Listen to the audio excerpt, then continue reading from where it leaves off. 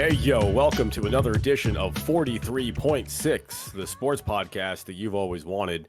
I'm Dustin Perry, and I'm joined by James Key. Hello, James. Almost dying, but I'm here in decent health. Okay, well, I'm glad you were joining us in decent health. And joining us for the first time in a couple of weeks, making his return to the program, making his return to this part of the world, none other than Matty Key. Hello, Matty. Yo, 안녕하세요. We have now reached I'm a not new young. audience. I'm Yeah, rather no one's old. young on this Yeah. this program. Yo, fuck you guys. I'm younger than both of you. But on this program, we talk about sports and other things as well at times, because that is 43.6. And thank you for subscribing on all the podcast services all over the world and on YouTube at 43.6 as well. Make sure you check us out there. This episode is going to be brought to you by Now Your Treasures, but we'll talk a bit more about them later. However, on this episode, we're going to be talking about Tua Tagavailoa. We're going to be talking about DK Metcalfe. We're going to be talking about the NFL Week 5. So not so much Week 4. We're going to tee up more Week 5. Our interest has started to peak with Toronto Maple Leafs preseason, and we're going to talk a bit about that. Hockey Canada has done a stupid thing, and we're going to talk about that a bit. And the Toronto Blue Jays are officially in the playoffs and officially will be the number one wild card. We'll talk a bit about that as well as our top fives and shout outs near the end of the program. All that and a whole lot more. But before we get to all of that, we do like to get to how our weeks have been. I think we're going to save Matty to the end because he has like two or 3 weeks, I guess, of information to catch us up on. So, James, we'll start with you.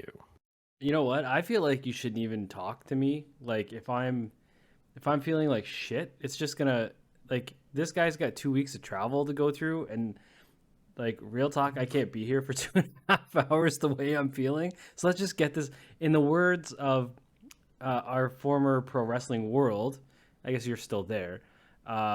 Let's let this man get his shit in. All right, let's let the man get his shit in about his travel, because he's got a lot of stories to tell, and it'd be wasted on me talking about how I feel like shit. All right, that's fair enough. I also had a bit of travel this week. You did? And by travel, I mean I was staying downtown Toronto. So Oh. I had a work thing going on at the convention center, and they put me up in a hotel for the week. Yo, fancy boy. Yeah, I don't really need one, but if someone's gonna make my bed every day, I think that's a pretty awesome perk.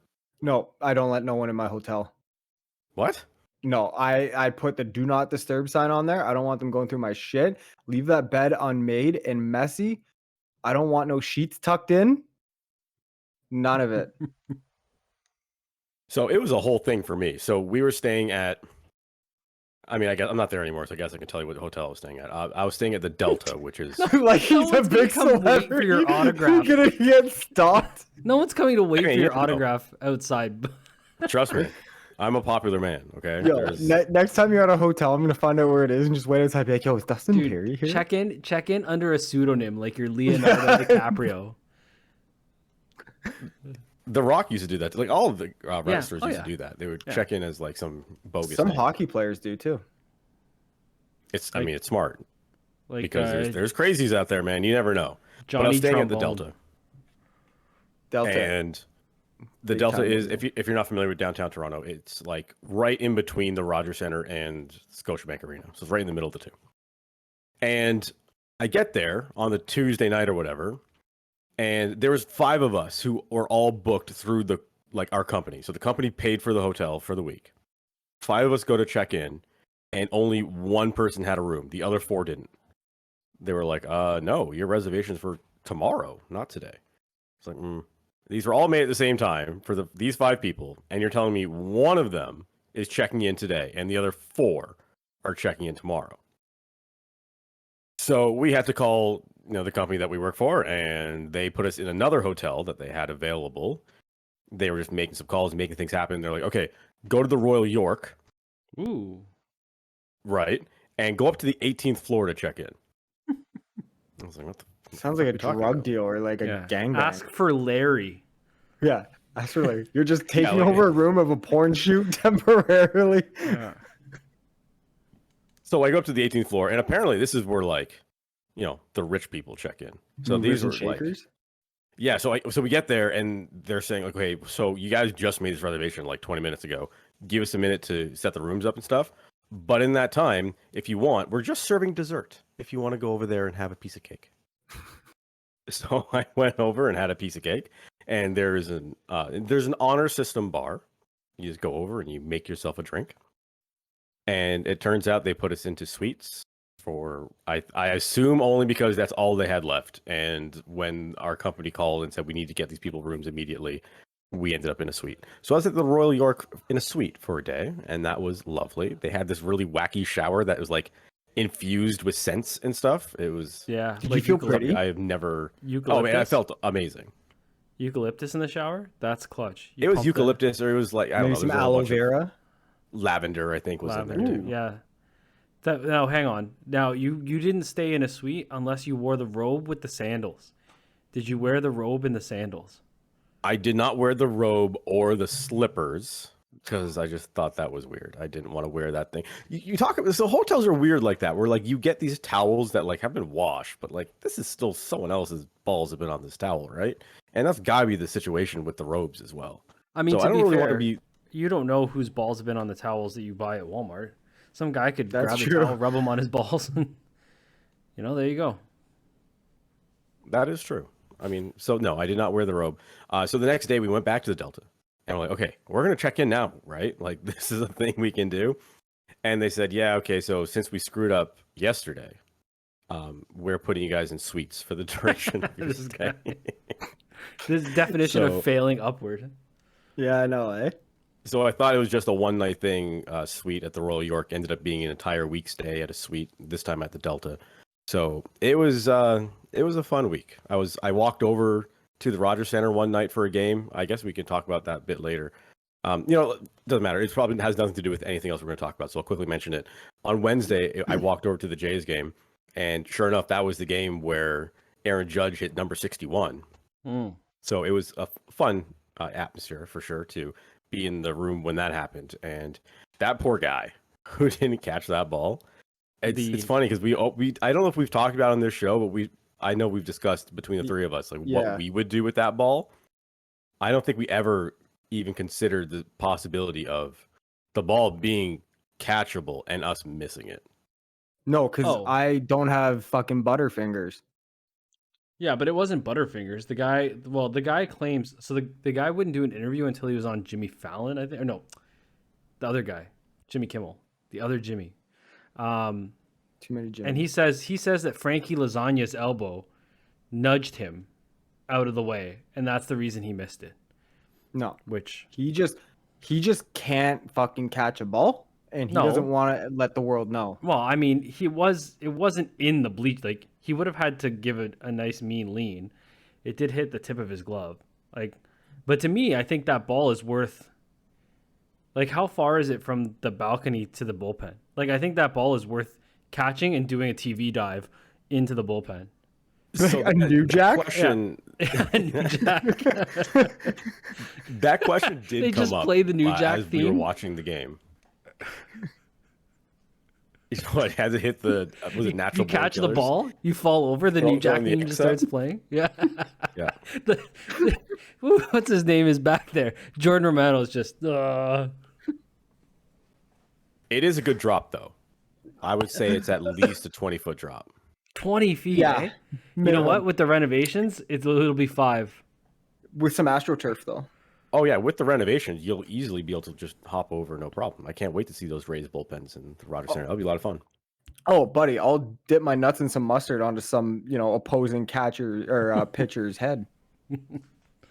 But yeah, I don't know. If I missed it, like the guy was like a recluse about it. I don't think I'd be that bad. Like, I mean, I would joke about it, like own it at that point. Just be like, yeah, I messed up. Don't like play this like sad song or like this sad story and be like, oh, like this is the thing. I think we all talked about this. If it was like a bullshit ball, we would have been like, no, we're fucking keeping it.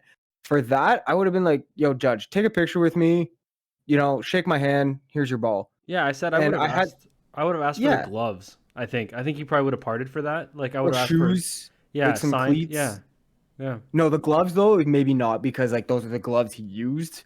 Yeah. right? But like the bat, the gloves, and the ball are probably the things he would want, and probably the jersey. But I'd be like, yo, give me some shoes. Maybe even just go into the dugout, grab a ball, sign a ball for me, and be like, Like the Aaron helmet? Judge, date it, 61 game, whatever. Right. Like that I would do. But I had this conversation. He's like, no, I'd cash in on that ball. I was like, I started thinking about it more after we had the conversation a few weeks ago. And I was just like, how would I feel if that, for me, like, say if that would be like a Gretzky record breaking puck. And Some for some Jay way, Brown like, fan. I is score like, the goal and a player gets pissed off and he shoots the puck into the stands, right? Or something like that. And I don't get it. And I'd be like, this guy is trying to hold it hostage, something that literally means nothing to him other than to have the moment. And yet for Well, me, it's it means it could mean a down payment on a house for that guy. But here's the thing, though. I wonder if you could just barter with the team. Like, hey, give me give me seasons for 1 year. Give me $300,000 in signed merchandise from Judge. Give me 30 signed jerseys, like, and then you can sell them to make up some of the difference. Like maybe, I don't know. Like if you're that concerned about the money, see if they can make it work a different way, right? Like I'm just happy Zach Hampel didn't get it. Yeah, Right? absolutely. No one likes Zach Hampel. But No, I like agree with James. I think it should be something like, hey, I'll give you the ball. I don't even want anything, but give me season tickets for the rest of my life. Yeah, or something, or and give me playoff tickets. Give me 50 World Series. If you make it to the World Series, give me behind the plate World Series tickets for all give games. me seasons, 30 signed jerseys, and then a couple pieces of memorabilia for myself. And I'm gonna tell you, I'm gonna sell the jerseys because I want to make some of the money back I'm giving up by giving you this ball. Like I think that's fair, because you don't have to give it back, right? So like, and I'm saying that I would be willing to give it back, but if you're giving up the monetary potential, I feel like the team should also respect and recognize that too, because you could make 300 sheets easy. So do you remember the story about the guy who caught Mark McGuire's 70th? $3 million. Do you know why he got that? Yeah, because he said, "Hey, I'll give you the ball back, McGuire, but I just want to meet you." And McGuire's like, "No, fuck off." And he's like, "All right." So he kept the ball. Yeah, he kept it. Yeah, so the original trade offered by the Cardinals was a signed bat, a signed ball, and a jersey. I don't know if the jersey was signed or not. They may have all been signed, I would imagine. And then He's like, "I don't Bunyan even caught want it. that." I think he said, "Fine, I'll take all that. But in addition, I would also like to meet Mark McGuire." And McGuire's like, "No." So dude's like, "Okay, fine, fuck you guys." And he went and sold it privately, and he sold it for over $3 million. Yeah. It was like 3.05 million or something like that. Right. Yeah, and like, then and that Judge ball is easily probably nowadays $2 million. Well, not that one's not. That one's just over 300 grand. The 62 has a upwards of $2 million bounty. So If it ever gets hit. yeah. So Honestly, like, could you imagine if you're like the fucking Orioles playing the Yankees in the last game of the year, and you're like some buttfuck rookie pitcher thinking like, I want to be I would literally toss up a cherry. Be like, here you go, Judge. Like I would say before the game, it'd be like, yeah, dude, why? This is home run derby. Like why? Yeah. Why? Yeah. Like why not though? Right? Like I get you don't want to be like that part of history, but like, what's it to you, man? Like, yeah, your season's over. Your team is shit. And I get like, and maybe it's not I'm not throwing up fucking marshmallows, but maybe it's, strikes Instead down of throwing a 95 mile an Yeah. hour junk ball, you're throwing like an 85 mile an hour change up down the middle. Yeah, or like a hanging curve that he can Yeah. launch, right? Like, Oops. But anyway, All right, enough about Aaron Judge. Oh, actually, one last thing about Aaron Judge. Did you see that someone posted on eBay a Ziploc Bag of air? I was going to air ask from you, the Rockies? did you post your bag of air from being there? I mean, I should have. You should just farted in the bag and been like, fart from Aaron Judge's 61st game. Peanut shells from Aaron Judge. I bet you someone would buy it. There are people that buy Oh, weird yeah. shit, man. The market is a Yeah, free there market is. now. Like, especially when it comes to sports memorabilia and stuff like that, the market is a free market. You know where else you can get some really weird shit? Korea. South Korea. Yeah. Speaking of weird shit from South Korea, look at that ridiculous sweater that Matty's wearing. Hey, look at that ridiculous haircut you're currently sporting. All right, You kidding me? This is awesome. I'm not gonna Don't lie. be making fun of our It's boy Anthony D. Francesca, who cuts my hair, who's also a guest on this podcast, trying to replace you. Trying, not succeeding. Yeah, no, they custom Nike store. So like all the Nike stores in Korea have custom stations where you can go and hoodies, pants, hats, bags, even shoes you can customize there. The shoes take a little longer, obviously, because paint drying and shit like that, or whatever you put on it. But yeah, that was really cool. So I decided to go make like a custom hoodie, put my initials and my number on it with like a South Korean Nike logo here and like a reverse Nike logo mirrored upside down there, and do some other shit. So that was cool. But yeah, dude, South Korea is next level. Not unlike the Blue Jays, but it's I'll say this. I've traveled a fair bit. Like I've gone to Europe, I've gone to Tokyo, I've LA, New York, Montreal, shit like that, out east, out west, whatever. But I always kind of say, oh, it sucks coming home. You want to stay on vacation, things like that. But Seoul is the one place where I like legit get like anxiety and depression coming home because I love it there so much. Just the vibe of the whole city and country is really awesome. Everyone's really respectful. They take like great pride in their city, and they take great pride in just everything around them. The city's super clean. And like everything you do, like restaurants or even going to malls and shit like that, it's an experience. They want to make you go there, that you're just not going to fucking Eaton Center where it's just a bunch of stores and one fountain in the middle and like a couple those like steel birds that are hanging from the thing that have been there since the 80s, right? Like it's all about when you go and you experience things, and that's not just like their restaurants and the malls and shit, but it's like the city proper as well. They had this old like sewage stream in Seoul that they were like, this is unacceptable, we got to clean this up. And what they did is they did a massive project to clean it up and then renovated it, essentially created like a river that cuts through the city, and it's now like a walkable like city attraction that has pathways on both sides. It's got lights, it's got like the trees, and it's got like pathways and shit like that. It's really, really cool. Food there is obviously the Korean chicken and the Korean barbecue. Well, I would imagine it boys. was Korean. And I know. I was like, do I call it Korean barbecue when I'm here? right. Or do I just say barbecue or chicken? Do you know what I mean? Like it's that awkward thing. Like to them, they'd be like, "What do you mean? It's just fucking chicken. Yeah. Not Korean chicken." But I'm here for the Korean chicken. well, they call it Korean fried chicken, right? Yeah. Because it's a different method of frying their chicken than fucking the Colonel. But yeah, it was. Oh, I love it there. Spent some time on the beach in the southern city of Busan to start. That was really cool. Wife's family, they're really awesome, and they're really super excited to see her and her, pregnancy level, and that they're gonna have another grandkid or grandniece too, or however they call it.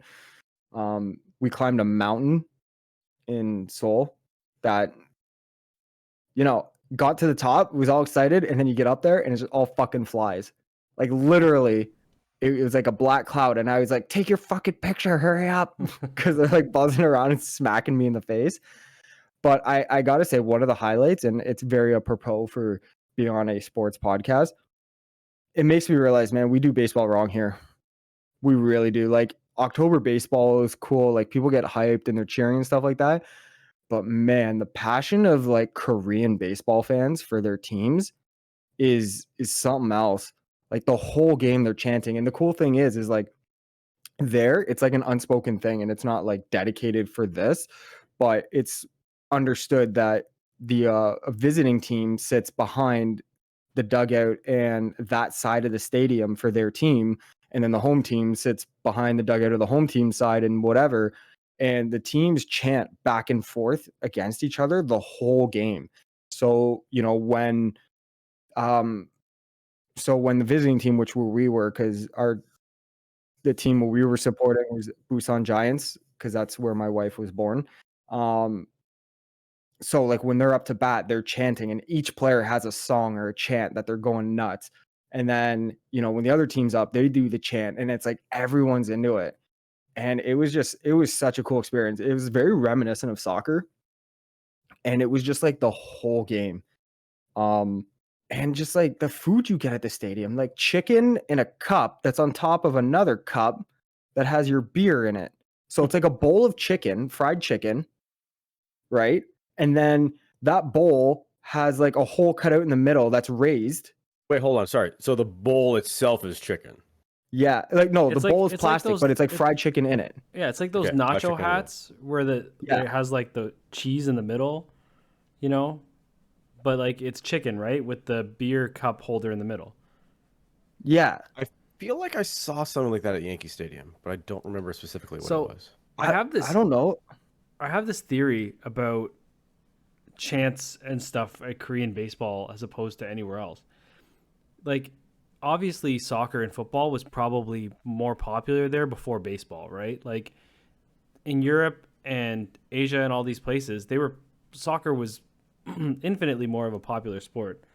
Well, Before. more so now because they have Buddy from Yeah, what's it like But, Arsenal or Manchester? but so that culture for sport was there first, and then baseball was layered on top, where we had like soccer wasn't as popular here, so other sports established culture, and then soccer. So it's like almost we learned the wrong way, because we didn't get that culture first. Do you know what I mean? Like we didn't get Yeah. European football culture first. If that was popular, I imagine the way we would treat sports like NFL football and baseball would be much, much different in our fan reactions. But that's just a theory. Yeah, James, I just put a picture into general. I don't know if you're able to put that up onto the feed here, but is this, Matty, what Similar, you're yes. talking about? yeah. Except, I guarantee you at Yankee Stadium, how much do you think that costs you? God. I mean, chicken tenders alone's got to be at least $15, right? And then Plus- The beer. plus the beverage, right? So in this case, if it's a non-alcoholic drink, we'll add another $10. That's got to be $25. If it's beer, then we'll say up to $30. So in Korea, that's $12. Oh. Canadian? Yeah, you're Bruh. a white devil. You're a white devil there, man, for sure. Y- They were like, look Dude, at this. honestly, rich white boy. I thank God my wife's pregnant because there's no way I would go and get sauced and have her deal with essentially a giant child while pregnant with our future child. Because, and I know like we're going back in April or May, after Le Bambino, or in Korean, Egi, is born. And her family's full out like, oh no, go enjoy, we'll watch the kid or whatever. And tentatively got a couple friends coming. It's gonna be Grease City at that baseball game. I know it. It's gonna be, and because it's cheap. Like a beer itself there is like $6. This is the only drunk white guy. This man's getting kicked out for sure. They're like, white Yo, devil. they love me there. Out. I was at Coca-Cola Coliseum yesterday, and I got one of those 700 milliliter beers, Yeah. like 710 milliliters, whatever. It was $17. Yeah. We Yeah. pay, okay, our cost of living here for certain things, and obviously given the current climate of the world, it's going up. But man, their 2-liter bottle of water at the convenience store, $1.20. Yeah, but that's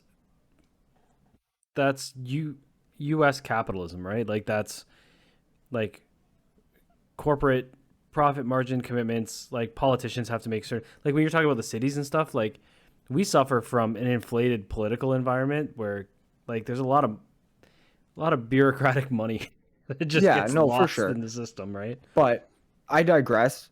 The baseball game was fantastic. There's a guy called Lee Dae-ho who is considered the greatest baseball player in Korean baseball history. He actually played for the Mariners. Dude's first game was a pinch hit walk-off home run for the Mariners. So I kind of want to get a Lee Dae-ho Mariners jersey. And he wears number 10, so obviously God tier. But the baseball game was sick, and just, yeah, like I said, is they just take such pride in everything they do. Like it could be, just whether it's their job, whether it's taking care of their city, whether it's, providing an experience for things. Like you go to like even simple things as like going to get dessert or a cafe, it's art to them. Like it's nuts. And just everyone there is we're here. You get a lot of the things where it's like on a Tuesday night, you can message a friend, be like, hey, you want to go watch a game somewhere? And you'll be like, oh man, it's like 7 o'clock. I'm kind of tired. I gotta be up in the morning, work, but like let's maybe let's do this on like Friday or Saturday, right? There, no one is inside before like 10:30, 11 o'clock at night. Everyone's out doing shit. Streets are packed, bars are packed, restaurants are packed, cafes are packed. It's I love it there, to the point that we're like legitimately thinking of if there's a way we can buy a property and like rent it out, but then like every other year travel there for like 3-4 weeks out of the year. And then that way we take like my brother, and all he has to worry about is plane tickets and there's a place to stay and shit like that. And just, yeah, I love it. I'll go there every time. I don't need to go anywhere else in my life. I can just vacation there all the time. And welcome to the real estate corner. But I think what could be, and I don't know if this is a normal thing in South Korea, but is there an option for like a home that has a basement unit or like a secondary unit attached to it, and then you can rent that in perpetuity, and then you would move, like you would vacation there whenever you needed without having to like kick out the tenant when you do it. Right. So in Asia specifically, well, that I know mostly of like Japan and Korea, and then also by proxy, because from what I've told or what I'm told by other friends, is China's very similar. They build up and not out. So like houses are out like way outside of Seoul or Busan, or which is the second biggest city. So like at that point, it's like I would have to almost buy a car, rent a car when I'm there, and it's like you kind of like just walking out and you're in the city. Like that's where we stood. We stayed in this place called Hongdae, which is like a very vibrant kind of like entertainment-ish area, but it's not noisy. It's loud, but not noisy, if you get what I mean. Where it's like there's you know stuff going on, but it's not annoying like downtown, the people yelling at each other, construction, cars honking and shit like that. It's just people having fun. All the shops, they have roll out windows and doors and shit like that, and they all play music and stuff, and people are just, yeah, man, it's awesome. But I would love to get a place like that and just rent out the bottom unit and then just be like, yo, we're gonna be here for 3 weeks in May, so you better make sure you're not fucking shit up. You know who may also be looking for a career in real estate is Tua Tagavailoa, who may need to find a new line of work based on how poorly this situation has been handled. So if you recall, it was week 3, and Tua got hit and got up and then fell over. And I think anyone with a pair of eyes would have said this dude's bell just got rung. Like he is, like his legs are no longer underneath him. Like the lights are on, but nobody's home. That's the whole sort of thing. And he came out of the game and he was evaluated. And after the evaluation, he was allowed to continue playing that game. Fast forward to Thursday Night Football. And not only is Tua playing in this game, after, showing significant signs of head trauma, it's also being played on short rest, where he didn't have a full week to prepare for this. He played on Sunday, got his bell rung, presumably, and then is playing a few days later on Thursday Night Football. Now, in the Thursday night game, which is now only a few days ago now, he got wrapped up and thrown to the turf, and I don't know about you guys, like when I saw that play, and they showed that play over and over and over again, and that's another conversation for another day of like, at what point do you stop showing like an injury, right? But it almost seemed like on the way down, his head was already jacked up on the way down. Like it just didn't seem like a natural way to take that bump. And when he went down, the back of his head smacked into the turf, and he had no idea where he was. Like, he had lost all control over his limbs. You can see his like fingers all curled up and shit. It was really gnarly looking. Yeah. The dude So much so that he got taken out on a stretcher. He literally got frozen in time. Like it was his body shut down, was like, you can't be moving. Yeah. And like, you're right. They played it so many, like, my stomach was ill, dude. Like, it was ill watching this. And I don't know if it was ill from like, like almost feeling like what the head felt like, or the fact that I know that this guy is on 3 days rest. Do you know what I mean? And like you said, anybody with a fucking brain in their head watching Sunday knew that there was no back issue, you know? Yeah, that's a good point. So the argument, or not the argument, what we were told, and the reason why he was able to re-enter the game on Sunday's Week 3 game, was that it wasn't a head injury. It was a back issue. And like, he had some, I don't remember what they called it. They had some slang term for what happened to his legs.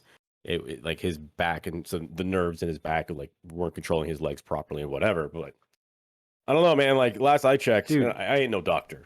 I just play a doctor on a podcast. Chris Nowinski, former WWE professional wrestler, superstar, who is a Harvard graduate and now specializes. Yeah, he's a doctor. He now specializes in head trauma. Tweeted not 4 hours before the game, before Thursday's game, before this happened, if Tua also, plays sorry, in this... quickly cut you off. Judge hit the 62. Oh, good for him. I'll have to watch the highlight. I just turned that game off to watch wrestling. I'm an idiot. Some guy fell in the bullpen trying to catch it. Are you shitting me? I swear to God, it looks like I'm watching the highlight. Sorry, because my friend texted me. He's like, Judge hit it. Yep, someone fell into the bullpen. Good for him. Well, breaking news. Good for that guy. I'll send it in the Discord. But yeah, continue, Tua. He tweeted not 4 hours before the game, if Tua plays in this game, that's a like gross malpractice by the NFL, everyone involved, really. And here's where things break down for me, man. The guy gets hit on Sunday. He somehow makes it back into the game.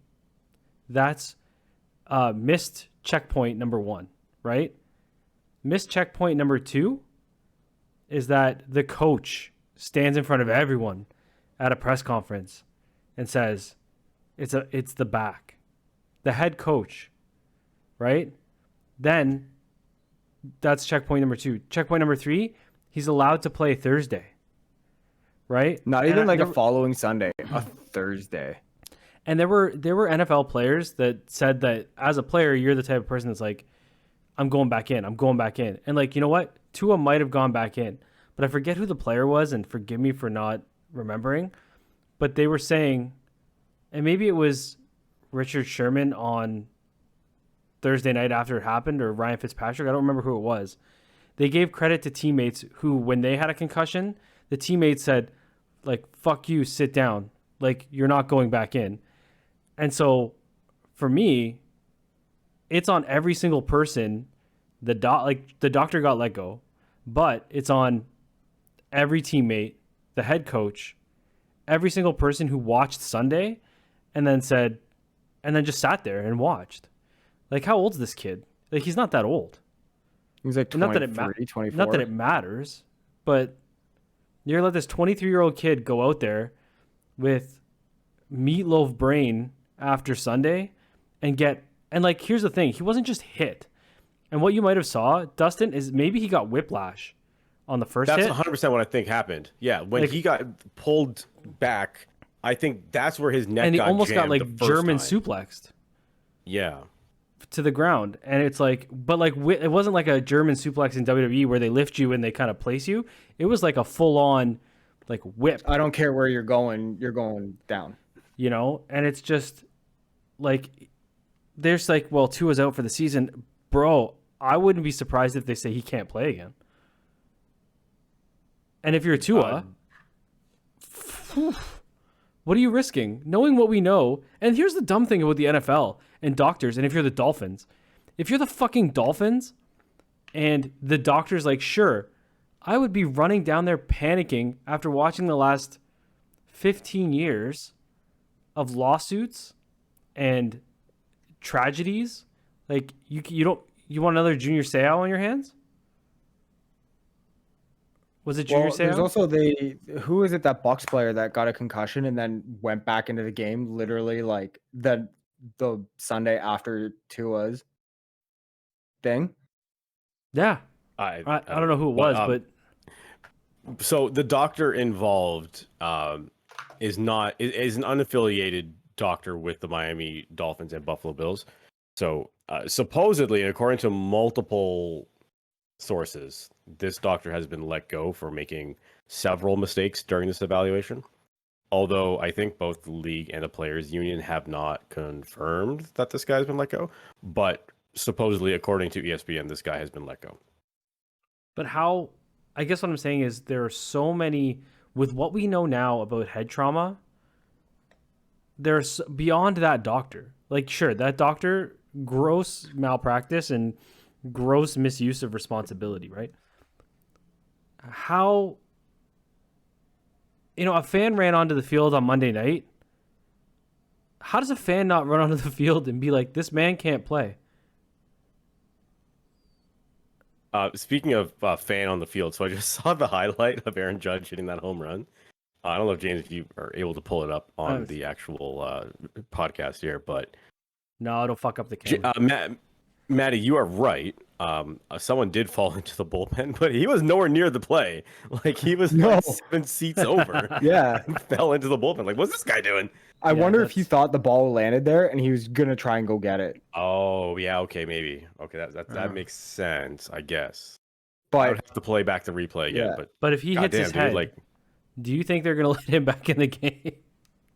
That man hits his head on the way down. But you know what I mean? Like there were so many checks and balances from that moment on Sunday up until the moment on Thursday that, like, as much as the doctor's at fault, this blame is shared across all facets of football. Well, the Miami coach deserves to be fired. That's for sure. Like the NFL has to and that's the thing is obviously the NFL is not going to take the fall for this. They're going to be like, we're just the league. Like you're the team. You should be taking care of this. Your doctors and the independent doctor. They fired the independent doctor because he's tied to no one. So they're like, whatever. He's a scapegoat. He's easy to fire. Now, if I'm the NFL, like where does more blame land? It's easy to hate the league for this, but at the same time, I would say that they did what they were supposed to and fired the independent doctor and said, you're gone. Now, if I'm them, I go to the team and say, someone's head has to roll for this.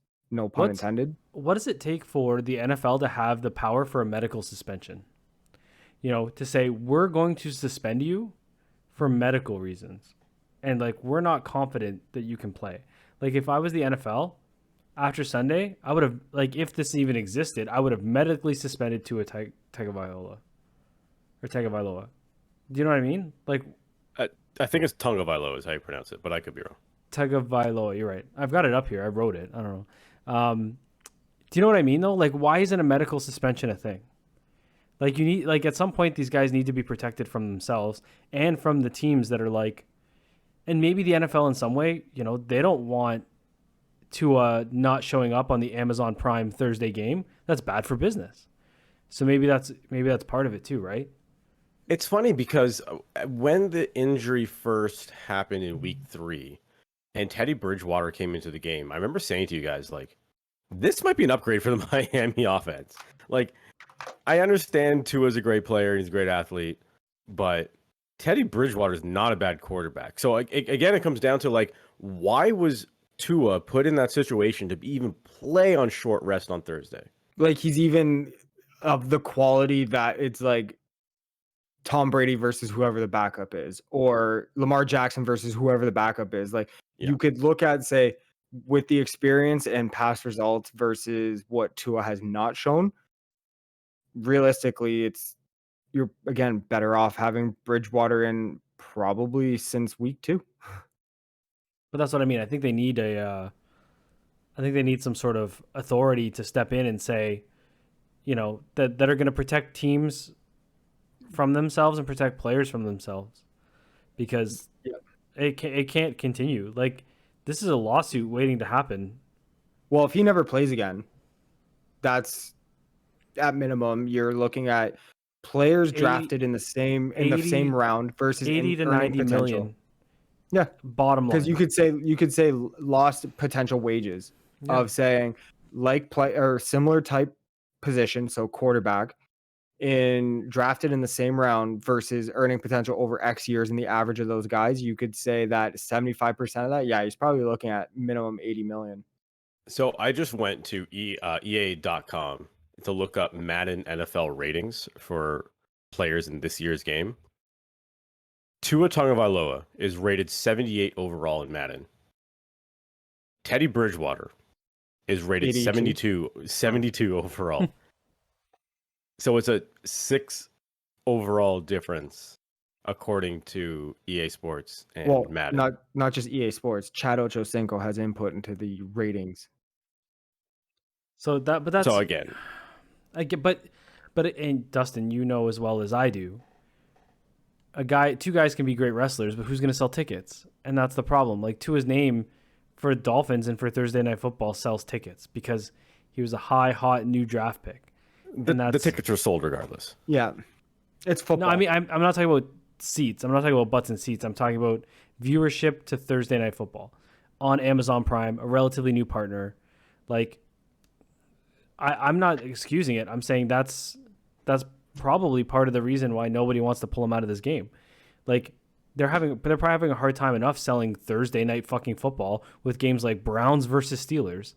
Like, if one of the premier 3-0 Dolphins quarterback but can't play, I imagine they take a viewership hit, right? And not that that's more important than a guy's brain. I would say yes, but like I don't think the hit would be as bad as you think it is, just strictly with the amount of money that's on the line with these games. I think regardless, what would happen is betting lines would change, but the viewership would still exist.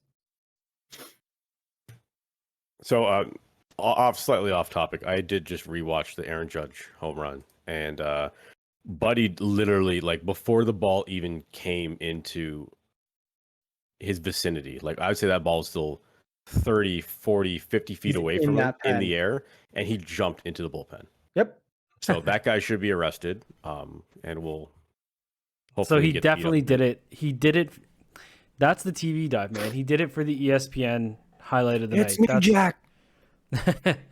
That's what it was. He did it for the fame. He did it to be internet famous. Yeah. So, I don't know. It's a pretty shitty thing to do. And speaking of shit, also one of the highlights of this week's NFL schedule was DK Metcalfe being taken out on a cart.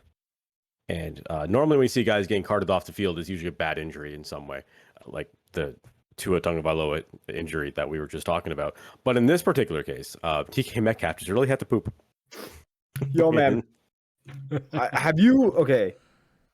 And I'm not going to ask because I know we've all been there. When you have one that's ready to clap your cheeks coming out your butt, you can't walk that one off. Dude, it's the call of nature. He said that the clinch walk wouldn't have worked.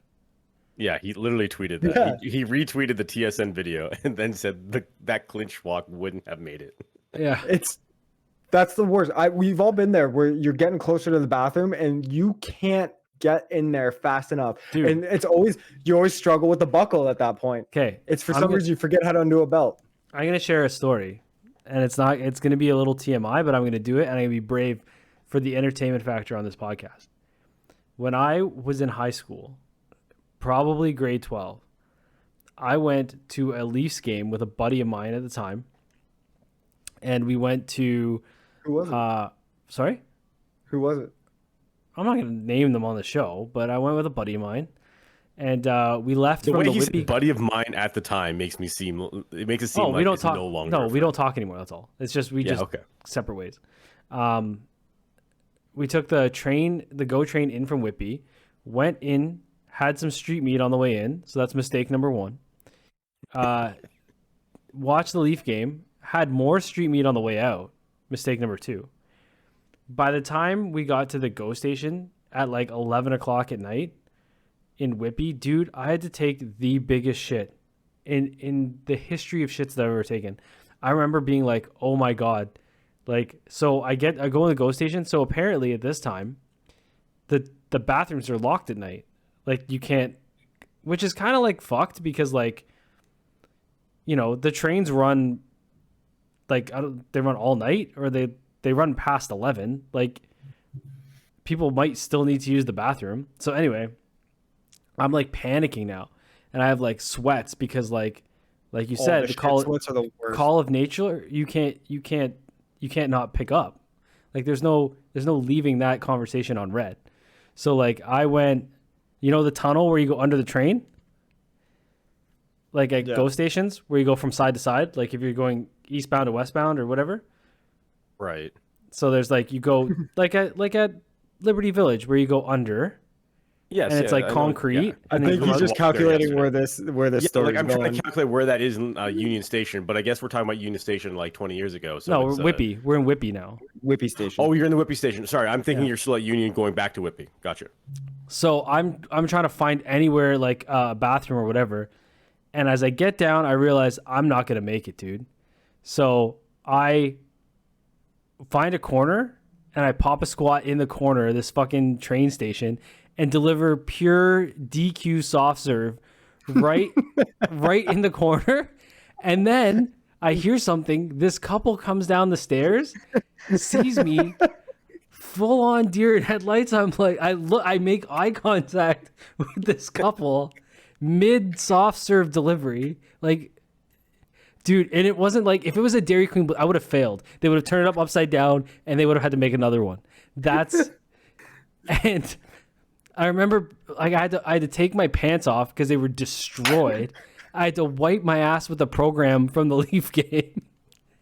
And they were garbage at the time, so it was worth it. And I had to take a cab. Saying, like you wiped your ass with your pants after you took them No, off. I had to take a cab back to this. I had to take a cab back to this dude's house, his grandmother's house, which is where we were staying. And I had to wash my clothes. And I was just in my boxers and a sweater tied around my waist, like a skirt. And I had to wash my clothes in this dude's, like, and the grandma's washing machine. And the cab driver's like, "What's that smell?" And I like lied. I was like, "I puked," because I was like, "I don't want to smell my shit myself." And I left my cell phone in my pants and washed my cell phone. So not only did I shit my pants, was that the Nokia days? Yeah, I lost a cell phone out of it. So yeah, long story long, I totally sympathize with DK Metcalfe. If I had a cart, I would have taken a cart too. I think we've all have a story like that. I won't tell mine because I don't think we have time for this. But me neither. I definitely have had a situation like that where I was in public and like I didn't just yobagoya in public like you did. Yo, big reference. But yeah, there was. You mean like I did? You say it like I had an option, dude. There were no. This wasn't a choice, sir. That's Magneto from X-Men. Peace was never an option. Yeah, peace was never an option that night. Jim knows my story, but like what it would be, you can't like it's game over, and it's the worst feeling ever because you know you don't control it. You know it's like doomsday. Yeah. Your end is coming. But the thing is though, no matter how destroyed my pants were and how embarrassed I was, dude, boy did I fucking feel good after. Dude, it was like, oh yeah, it was like I achieved level 12 in Scientology or something. Like I must have, I ascended. Like it was the greatest moment of my life. You probably felt just as good as you would have felt if you had made a 3-pick parlay based on our picks last week. Woo! Because all 3 of those hit last week. I picked the Chargers over the Texans, which paid. Oh my God. James Hold on. the Vikings over the Saints, which paid. Yes. I was going to say, this guy's talking like, I made the solid pick of the Chargers over the Texans. Go fuck. That game was over within the first snap. I'm just saying, if you made a parlay based on our picks, you would have $20. You would have won like 20 bucks. They were all favorites. Because we all picked favorites. Yeah, they were all favorites. Bet so 10, win 14. Like that's But Matty also picked the Bills over the Ravens, which also paid. What? So the current Hold on, standings. can you say that one again? The Bills over the Ravens. Matty is currently in the lead with 2 wins. Myself and James both have 1. So that now takes us to week 5. What is our locked-in picks? Mine's an easy one. The Giants are in shambles at the quarterback position right now, and the Packers are just starting to get rolling with Dobbs looking to be the number 1 wide receiver there now in Green Bay, with Aaron Rodgers at least developing some sort of chemistry with somebody not named Randall Cobb. So I'm taking the Packers over the Giants for my week 5 pick. Lock it in. James, over to you. The Monday Nighter, I watched the Manning cast because, again, the Manning cast is so fucking awesome. It's the best thing in sports right now. Best thing in sports. They had the 49ers and the Rams. Dude, our boy Matty here was pimping the Rams real big at the start of the year. They're looking pretty rough right now. And the San Francisco 49ers, listen, Jimmy G's got this team on lock. I'm taking Jimmy G and the 49ers over the Carolina Panthers. If you want to talk about easy dubs, I think that's pretty easy dub too. But I think the Panthers are going to start locking it in here. And is Kittle back from injury? I believe so. Yeah, I think he played last week. You know, I think the 49ers, the Jimmy G's familiar territory for these guys. I think they're on the path. They're on the path in this division. Taking the 49ers. So Matty, I don't have your pick, so I have no idea what yours is going to be. I'm taking the Vikings over the Bears. I'm doing that because the Bears don't know how to put up any points. I thought you were going to say the Bears don't know how to play football. I mean, that's just been the case for the past 30 years. But since what Mike Ditka was the last decent team they had. Matt Forte was good back in the day, I guess. Yeah, the Urlacher Forte days, yeah. Was that Brian Greasy at quarterback? But they weren't they were fine, yeah, but they weren't good. They weren't contenders. Yeah, so yeah, I'm going to take Vikings over the Bears. I'm going to save some of the other teams we were, spitting about early. I just think the Vikings, not surprising people, but I think they're meeting but probably exceeding expectations a little bit at this point in the season. Dude, Dalvin Cook's hurt. And if they had any other quarterback, I would pick them as Super Bowl favorites. But they're a good team. What surprised me, and I know we didn't want to spend a lot of time, but the NFL to date, there's been a lot of disappointing individual performances in the NFL I've noticed this year. Justin Fields still looks like he doesn't know how to play anything outside of high school football. Dude, and what about Javonte Williams and Russell Wilson and the whole Denver offense? They don't even look. Sorry, ride. Right, Russell they're Wilson. riding to where? They don't even look like they're reading the same playbook in Denver. It's a really odd year for the performances of certain players that I really thought Montgomery would be all right. I mean, but then you go and look at the Lions, and these guys are exploding. They have the most touchdowns in the league. The Detroit Lions with 18, which is crazy. And of course, Zach Wilson had a touchdown last week, a receiving touchdown, and the Jets win over the Pittsburgh Steelers on a double reverse. The MILF Hunter's coming for you. You just watch all. No, he honestly, that dude's got street cred for the rest of his life. He does, and I mean, he had a good he looked rusty up until the fourth. The fourth, he looked great, and I'm going to talk about the Jets a little bit here because they play the Dolphins. Listen, Mac Jones is hurt. The Bills don't look as invincible as they are.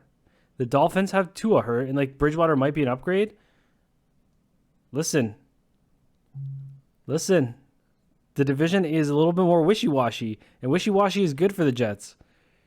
So, the Jets could wishy-wash their ass into a playoff position. Breece Hall looks like, Garrett Wilson. Dustin, Garrett Wilson. I mean, I like Garrett Wilson. I don't like the production he's had since I've started him in fantasy football, but watch in the 1 week you bench him, he's gonna have a nutty game. Before we move on the Garrett Wilson Breece Hall piece. If you were the New York Jets, so Tyreek Hill this week said he would have been a Jet if it weren't for state taxes, right? I forgot about that. Yeah. I just want to, looking now in retrospect, Would you rather have Tyreek Hill or would you rather have Sauce Gardner, Breece Hall, and Garrett Wilson? Sauce Gardner is the shit. He's a black hole. I know what you're getting at, and obviously I would rather have 3 useful pieces than 1. So I'm taking the 3 guys. But Yeah. I think Tyreek Hill has shown thus far this year that he was a much bigger part of that Kansas City offense than people were giving him credit for. Yeah, I don't know. agree Kansas with City looks like they haven't really missed a beat though. Yeah, they have. They don't have that deep threat anymore. I mean, Do they need Mahomes looks fine. I just don't think the offense is as dynamic, and they're still going to win games. No, and they're still going to, sure. and they're still going to be good. They're just not going to have. They're not going to put up the numbers, right? Mahomes will find a way to win with the guys he has around him. And from that standpoint, you're right. They haven't missed a beat. Like they will win, and they will still win. I just think they aren't going to win by putting up the same numbers that they used to. But back to the important thing, the Jets. We wear winners' hats around here. So just want to give a shout out to that game because that game had was, you know, Kenny Pickett. I think interesting for the Steelers to see him show. And you know, at one point I thought the Jets were going to give it up, and then they overturned a call at the end of the game on Breece Hall for the Jets to get a winning touchdown. So one time I actually like officials in sports. Also, I think maybe 1 week coming up, and I know we kind of briefly talked about this. At what point it's going to take a long topic. Do leagues start looking at leveling the playing field for teams in states or provinces that don't have higher, lower taxes and shit like that? But that's definitely a topic I think we talk about down the road. Yeah, I agree. I think that's definitely something we do need to touch upon in this show. Like it's an interesting conversation. We should also do a with mid-season. Tyreek Hill saying that he went to the Florida or went to Miami specifically because of state tax and Is he the first pro athlete to openly declare that? No, I think I guarantee you, like, there's it no has way. to have come up before. Everyone knows flat out Stamkos be like, State, it's partially the stayed in taxes. Tampa was for Well, not just that, but like think of LeBron and Bosch and Wade all resigning in Miami, right? Right, but did they all go, it was the taxes? Like Stamkos didn't go, hey guys, it was the taxes. Like, no, but like those were kind of known without being blatantly stated. That's what I'm saying. But I can guarantee you that there are players somewhere. It may not be a big name guy or someone whatever, but you know a guy. Right. Signed. I mean, a guy speaking into a microphone for the media, saying, yes, it's probably some B-level player who said it. He's like, yeah, I had other opportunities and blah blah blah, but I came here because decent team and no tax. Yeah, interesting. But yeah, definitely one we should talk about. Yeah, getting players with no tax or not having to pay income tax and a player receiving their salary without income tax definitely is a great deal for the player. But I want to tell you about another great deal. This episode is brought to you by Now Your Treasures. Now Your Treasures are purveyors of licensed fine art prints from movies, comics, TV, and video games, sourced from galleries in the US and UK, which include artists from all over the world. Visit Now Your Treasures on Instagram and send a DM 43.6 to receive 43% off any order. That's on Instagram. Now Your Treasures. Send them a DM 43.6 and receive 43% off. All orders are shipped with tracking and complimentary insurance. View the entire ever-expanding inventory at nowyourtreasures.ca or .com, nowyourtreasures.ca or .com. Make sure you go to Instagram, Now Your Treasures. Send them a DM 43.6 to receive 43% off. Now, I would love to see a contract on the Toronto Maple Leafs that got a 43% discount as well, but I don't think we got that. Maybe we'll get it with deal. Austin Matthews. No, that decision's going to have to be made soon, I would imagine. The Toronto Maple Leafs are just about a week away from opening up the 2022-2023 NHL season. We are right on the cusp of it, and I suppose next week that means we have to do an NHL preview episode, which should be fun. But specifically, we wanted to talk about the Maple Leafs because this is 43.6 and it's a Toronto Sports Podcast, but also because Rasmus Sandin finally signed a contract with the Maple Leafs, and it's only a 2-year deal, so he's going to be an RFA by the end of this deal, which is good to know as well. But do you think it has anything to do with the fact that guys are just dropping like flies right now, and all of a sudden they figured they have the money because they're going to dump a bunch of guys on IR? It wasn't about the money. For him, it was about position and role. He didn't want to be relegated to not being on the power play or being, a third option defenseman for a power play, because we know the Leafs run 4 forward unit on the power play. And he didn't want to be a bottom pairing guy. Like, he wanted more than the 16 minutes he was averaging. And they were like, you kind of haven't earned that yet. And you have no leg to stand on. You're not ARB eligible, which you will be at the end of this. They were like, Liljegren performed well. This is the contract we gave him. We're willing to match it, which is the numbers that he signed for. And he held out for it. Now, he probably saw not the money aspect, but guys going down. He was like, well, they're going to have to force me into playing top 4 minutes now and probably be the second power play option D-man instead of a third or a just in case type utilization. So yeah, I think guys going down, it was more about the role than the money. But I mean, this is definitely a good contract win for the Leafs, especially getting 2 years, and he's still controllable outside of the ARB eligibility. So I like it. And he beefed up. Yeah. 178 to 194. Yeah. That's a lot of poundage. Swedish meatballs, boys. But the interesting thing about like Sandin is that I think he's about 75% of the way there. I think you can, for the most part, trust him. There were a number of gaffes last year that were noticeable. And listen, I like the kid's game. He does the Peter Forsberg ass hit on people all the time. It must be a Swedish thing.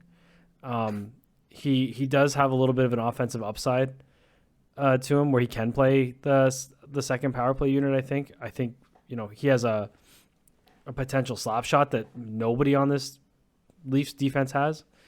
So he does have some valuable pieces. I think he's got to stay healthy and he's got to play consistently. And I think one of the things for him to play consistently is that there's a bit of a logjam now back on D. If everyone's healthy in terms of NHL capable. I mean, I'm not saying fantastic options, but NHL capable defensemen. Well, specifically on the left side too, right? So, something's probably going to have to give there. Again, I'm not going to pretend to know what it is, but there's a lot. What I liked so far about this Leafs preseason, even with the Sandin signing, is that there's a lot of competition for spots, and this is something I've always wanted to see. It's not, who can we get here by default? It's guys are fighting for literally the 5 of the bottom 6 spots, maybe 4 or 5 are open. Because I mean, listen, I know Engvall's getting paid. You can't tell me that any one of those guys who's played in his absence has been any worse than Pierre Engvall at all. Like, I don't like, you can't tell me as a coach, like, you wouldn't take one of those guys over him. I don't. And again, this could be just typical Toronto sports homer being like, I'm not just picking on the guy, but you're going to tell me that in when we talk about guys that bring something different to the table for the Toronto Maple Leafs, Zach Austin Reese last year had 230 some odd hits, I think, or 261 hits. And he's a defensive specialist. Like, on the TSN broadcast last night, they were trying their best to get Austin Reese a contract with any other team than Toronto. Every other minute, they were like, he could sign anywhere else. He could just sign somewhere. Which to me says two things. One, he has an agreement in principle with Dubas. Like, Dubas is just trying to figure something out. But they also said he was probably one of the best defensive forwards in the NHL. And Pierre Engvall, pretty good defensive player, has a reach, can play the PK, had 66 hits last year. let's like when we talk about playoff elements and things, guys like Abe Kubel and Austin Reese and that line of him, Kampf, and Abe Kubel is it like those are the lines that win you championships. And you watch, like, I know it's early in preseason. Again, typical Leaf plan the parade shit, but like that's exactly what this team's been missing. And so help me God, if Zach Aston Reese doesn't get a contract, I'm gonna lose my mind. No, I think it's already known that he's probably going to get it. The Leafs have one more contract spot to give, and it's probably going to him. I mean, it looks like Nick Robertson finally decided to show up and commit himself properly to this instead of just being like, I'm going to go out there and skate my head off. Like, it looks like he came in here with a plan and a mindset of, I'm going to play hockey the right way, not just be a buzzsaw out there and buzz around and whatever. So As Dustin wipes a fly from his face. I know, hey. Yeah, there's a fruit flies flying around here driving me nuts. So I think Robertson and Yarncroc are probably penciled in to be that other forward with Tavares and Nylander. I think that third line's probably looking like your Kerfoot, line, whoever they want to fill out for that third line, maybe Comp, Kerfoot, and somebody else. And then that bottom line's probably your Aston Reese and, I think you could have two third lines. I think you could do Austin Reese, Kampf, Kubel on the fourth, and then Kerfoot, Yarncroc, and Engvall, and then Robertson, Tavares, Nylander. But I think you might be over the cap. The thing is with Kerfoot. I've kind of been critical of Kerfoot, but he made a play last night that they called out that I was like, holy shit. Like, maybe he is a little more crafty. And they kept calling him crafty, and I'm like, maybe he is a little more crafty than I thought. When he was in front of the net waiting for the cross crease pass, the NHL EA Sports special, instead of just standing there with a stick on the ice waiting for it, he went down on one knee. And they said it's because Sidney Crosby does this. It's to give whoever's passing you more to hit. And like if it goes off your leg or goes off your glove into the net, like it'll count. So I was like, holy shit. I was like, that's actually pretty fucking clever. He could take it off the teeth. I'm not a Kerfoot hater like some people are. I mean, he's versatile. He's essentially your positional utility player of the MLB. If you need him to play the penalty kill, he can. If a guy goes down on injury and you need someone on the power play, he can play on the power play. Yeah. Yeah, he's the Ben Zobrist of the NHL. He can play up and down. He gets in on the forecheck. He gets you the puck. He has enough skill that he can play with skill guys and put the puck in the net. He's quick. He doesn't give up. Honestly, and during the playoffs, you've never had a complaint about Kerfoot. No. And the effort and the drive. Like, he's never been the problem. So, all these people being like, get rid of him and whatever. I mean, I think he's lived up to his contract in terms of just strictly by utility. I do think if they sign Aston Reese, it unfortunately probably pushes Robertson to start down in the AHL just for them to figure out the cap. They may tell him like, look, this is strictly going to be a paper transaction, but they'll figure some shit out. And also, too, we also have to remember Liljegren's on long term. So there's a couple things to be aware of. So one, Liljegren, yes, is injured, but so is John Tavares. But so there's you can't put guys on to be back. You can't put guys on LTIR until opening night. You have to be cap compliant until then, and then you can put them on LTIR. So they're gonna have to maneuver some shit before. That's why I say Robertson's probably gonna be a paper transaction. But that's not even enough. They're $2.5 million over. They're like 2.8 over. Yeah, so there's a lot of fandangling they're gonna have to do, and also consider that, like Matty, you mentioned they have the one more contract to give, and you think that it's possible that we could see that go to Aston Reese, but also consider that Matthew Nyes is on the radar too, and if they only have one roster spot left, so this you don't have to worry about till April. So yeah, but this is where I think Elliot Friedman reported the Leafs are looking at a multiple player for possibly a defenseman that's already cleared waivers or that they can move up and down so that they have some flexibility. So I wouldn't be surprised if you see a 2-for-1 out the door for somebody back who's probably a little lower on the depth chart for the roster.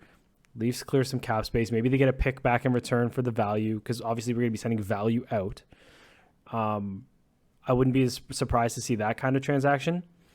So yeah, I don't know. It doesn't necessarily have to be value either. Like it could very easily be something like Kyle Clifford and Joey Anderson, right? Like, but that's not going to be enough. Like if you're $2.8 million over, you're going to need to send. That's enough. Like you're trying. Okay, sorry. I was under the assumption that you're trying to figure out the contract situation to get one more availability. But if you want to get both birds stoned at once here, then honestly, it's an easy solution. You trade Engvall for a 7th-round pick. You can't trade Engvall because you just signed Engvall, so that's not going to happen. Yeah. And you need Hall. If that's the case, it's Hall or it's Kerfoot, and that's the conversation we've had all summer. Hall is not happening. They need right-handed defensemen. Or it's Jake Muzzin. Or Jake Muzzin just never plays again. Right? Like I don't know. Like we're gonna see some wild shit in this last week from the Leafs GM. And I also just the last thing I'm gonna say about their preseason. Again, I know it's early, but good performances, no matter when, can be confidence builders. And I just want to point out that I did say in a tweet that I was more confident of Matt Murray returning to Stanley Cup form than Jack Campbell performing at his peak performance last year. And Matt Murray has looked very solid in his preseason appearances. And I know it's only preseason. I will say this, though, like I think Murray's in a better situation than Campbell currently is, to be honest. I do think Toronto's a better team on paper than the Oilers overall. And the one thing I will say also about the Leafs preseason, these guys look like they're in mid-season form already. Like they came in all business. I think it's the competition. I think that's part of it. I think guys are amped. There's guys who want to make this team, right? I'll say that Nylander looks like he's in mid-season form. That dude looks like he's ready to stomp on some throats. And Odog said the same thing as me, man. Nylander is a great player. He just needs to. It's just the work. If he had the work, that guy would be unstoppable. And Dustin, I know you're chomping to say something. So I had a couple things to say. One, we'll talk a lot more about this next week when we do our NHL preview episode. But I think from now on, I have to discontinue the use of ESPN.com because out of nowhere, if you were watching on YouTube, you would have saw me just lose my mind out of nowhere. I thought you were talking about me and the Matt Murray thing. I thought that was... No. I couldn't even hear you guys anymore. All of a sudden, an ad started playing on this website. And the way my audio levels are, like if some audio is coming through on my desktop that I'm not aware of, the volume might be jacked. And like I was startled, to say the least, when this ad came on. And I'm trying to find like what tab is open, like why is this happening? And I'm closing stuff and that's not doing it. And then it was ESPN. So fuck you guys, ESPN, and your stupid goddamn website just plays ads out of nowhere. He's got the hub. He's got a pop up that he doesn't know where it is. But I would like so. And the other thing about the Leafs too is they've surrounded Matt Murray with the tools for him to succeed. They hired his old goalie coach, like the guy who basically raised him as a goalie, is now his like personal goalie consultant. Which is they've also insulated him with Samsonov, right? They, in Ottawa, they traded for him. They gave him the big contract and said, "You're the guy," and they just put all this pressure on him. And I think, yes, there's pressure here, especially with the history of the Leafs and considering that the whole talk has been they need a goalie. But I think with Samsonov, one, he's got competition to kind of keep him focused. And two, I think it kind of a support structure as well a little bit, because as much as, yes, it's competition, goalies are a fraternity within the fraternity of hockey that, as much as they may want to push each other, they don't want to they want to at least support each other as well. So, I think, like I said, just positionally in terms of, where he is in the situation, he's much better situation here than he was in Ottawa. When is the first Leafs game? October 12th. What's the date today? The 4th? Okay. It'd be Thursday, I think. Yeah, and then they have back-to-back on the 13th. So we do have time next week to do like an opening night line prediction, or should we do that now? Oh, yeah. Because by then it'll be No, because the season starts on the 11th. We will have a show prior have to the next. their. Yeah, we have to a their show next prior to it, and then all preseason games will be done by then because I think the last one's Saturday against Detroit. Yeah, so we'll have a better idea of what the Maple Leafs will look like going into the 2022-2023 season next week on the program. However, this week on the program, we still want to talk a bit more hockey. And in this particular case, we want to talk about the tire fire that is Hockey Canada. So here's the thing. It's hard to sum up everything that's happened so far in Hockey Canada, but it seems like there's a lot of money coming in and not a lot of great accountability of where the money's going. And it seems as though a lot of the money being spent by this organization happens to be for, I don't know, they call it slush funds a lot in the media. It appears to be going to hush people, and it seems expensive dinners, rings.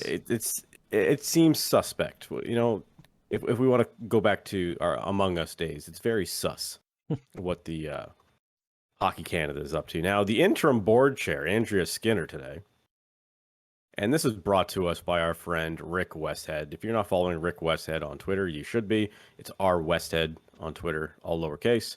And apparently that matters. I learned that recently, that Twitter handles are case sensitive. So R Westhead, all lowercase, is where this came from. But the quote was, and the quote is from Andrea Skinner, who is the interim board chair of Hockey Canada. I think there will be very impactful in the negative way to our. Okay, let me try it again. I think that will be very impactful in a negative way to our boys and girls who are playing hockey.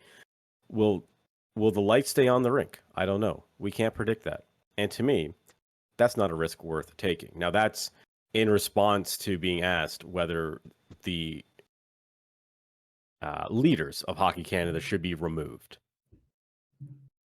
It just seems like they don't care, and they honestly think that they are so great, and no one in the world could possibly do this job other than them.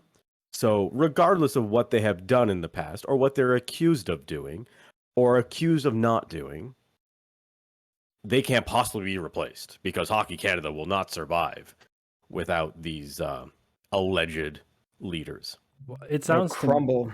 It sounds to me like a bunch of people with a cushy situation in fear of losing that cushy situation of millions of dollars coming in, right? Like they were asked in the Heritage Committee and Bob Nicholson apparently is next to come up and speak in the next meeting just after Thanksgiving. It sounds to me like a lot of like they were asked about things, not just so apparently, and again, forgive me for not doing the journalistic thing and finding all of this, but apparently there was another separate fund that wasn't disclosed specifically for sexual offense accusations. And then they were asked today about things like $5,000 steak dinners, $3,000 championship rings, to which Michael Brindamore, when asked about the dinners, if we did have those, it was probably an event, which isn't the question. Like there was a lot of question dodging today and a lot of, the MPs, which is great. Listen, it's also great to see bipartisan politics in a space like this where nobody gives a fuck if they're liberal or conservative or NDP or whatever. They're all focused on understanding what happened here and what's going on. Oh, they're still posturing still. Well, it's still, yes, but they're not accusing each other here. That's not what's happening. The amount of times that the people answering questions, whether it be Michael Brindamore, Andrew Skinner, had to be asked just to answer the question. I think Brindamore was asked multiple times if he supported the CEO staying as a CEO, and he couldn't answer yes until like 4 or 5 times of being told just to answer the question. So it's pretty clear here that there's this group of people that really are just clinging to these positions, either because they know when they're gone, they're going to be in a lot of shit, or they're going to lose these cushy, I don't have to do anything, but I get a ton of money and perks jobs for nothing. Andrea Skinner even refused to hand over an internal investigation report to the Heritage Committee, which it looks really bad. Anytime you refuse to hand over a report, like unless it's damaging, like what do you have to lose? So I don't know if that was her specifically, but the situation in question you're talking about is like during the Heritage Committee, Hockey Canada's hearing on June 20th, MPs asked to see Hockey Canada's report on the 2018 alleged sexual assault in London, but Hockey Canada refused. Now I don't know if it was her specifically that refused, but the way Katie it's written Strang, here, it says Hockey Canada's refused. Yeah, I think Katie Strang had her that refused. She said not at this time or Okay. No. But I'm just looking at what Rick Westhead said, but like if there's another reporter that said it, I don't doubt it. yeah, but that's bad. Like they really don't want to talk about that, and they really don't want to talk about what happened in Halifax because there's a video, there's proof, and it's gonna be like you think this stuff is bubbling, like there's gonna be a reckoning real bad, I think, before the end of next year, where a lot of these NHL players that were on those teams, and a lot of let me say this, when Sheldon Kennedy calls for the resignation of the management of Hockey Canada, it's time that they move on. Like Sheldon Kennedy's and he's probably a really good candidate to take one of those positions, I would say. I don't, for a guy who's done his experience and done his legwork in the community, for the things he's done legwork for, I think he would be an appropriate candidate. Now, whether he wants the job or not is completely, like, I don't know, but it's such a disaster. And I saw people being like, well, it's not just hockey. No, it's not, but it's hockey today, right? That's like it's saying, oh man, I have a mess in my kitchen. It's like, yeah, but my bedroom's dirty too. Yeah. Like that doesn't You're gonna clean either of them? Yeah, right? Like just because they're all dirty, it's okay. Like that's not, again, it's just so disappointing. And the more these people talk or don't talk, the worse it gets. And it's just going to fester, and it's just such a bad look. Yeah. Like, I mean, you're going to see a few NHL guys probably lose their careers. Rightfully so over this. You're going to see maybe some coaches that, may not be big name coaches, but some guys that either covered shit up or knew about it and just didn't do anything. Maybe some executives, they're at every level, from players, coaches, trainers, people are going to roll for this. And again, rightfully so. I'm just wondering when the bubble bursts, how do, the people impacted by this, specifically the victims, like, how do you, I guess, make reparations to them? Because everyone thinks it's easily solved by money, but it's not. They think, oh, just cut them a check, which is clearly the mindset that Hockey Canada had. But as we know, it's, great. They have a couple $100,000, but now they have to live with this, seeing, these fucks, on TV every week and being glorified and shit like that, right? Like that's gotta damage you mentally beyond just what happened. And then at the same time, it's, organizationally, how does Hockey Canada recover from this? As an organization, beyond, like, I don't even think overhauling the staff does it. Well, no, they're gonna have to put in some. They're gonna have to overhauling the staff and the face and the. It goes back to culture, right? Like they're gonna have to change, and to think that it stops at, and I'm not discounting sexual assault, but to think that it stops there, racism, is probably a massive issue. At minimum, this is going to be a 10-year recovery plan for them. And to think that you think it stops with these accusations, No. as soon as there's accountability, and listen, there's always a space to be cautious about who's coming forward with what, because you never know who's trying to jump on a train, right? Yeah, who's just jumping on the bandwagon to try and either sewer somebody or take advantage of the situation. Yeah. But I have no doubt in my mind that these aren't the only two incidents, obviously.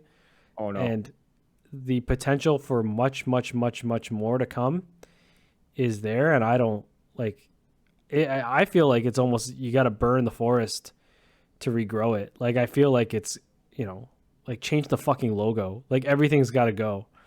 It's almost got to be restarted. Like, it's just, it's not right. It's like, it just, the logo just has such a negative connotation now. It's unfortunate.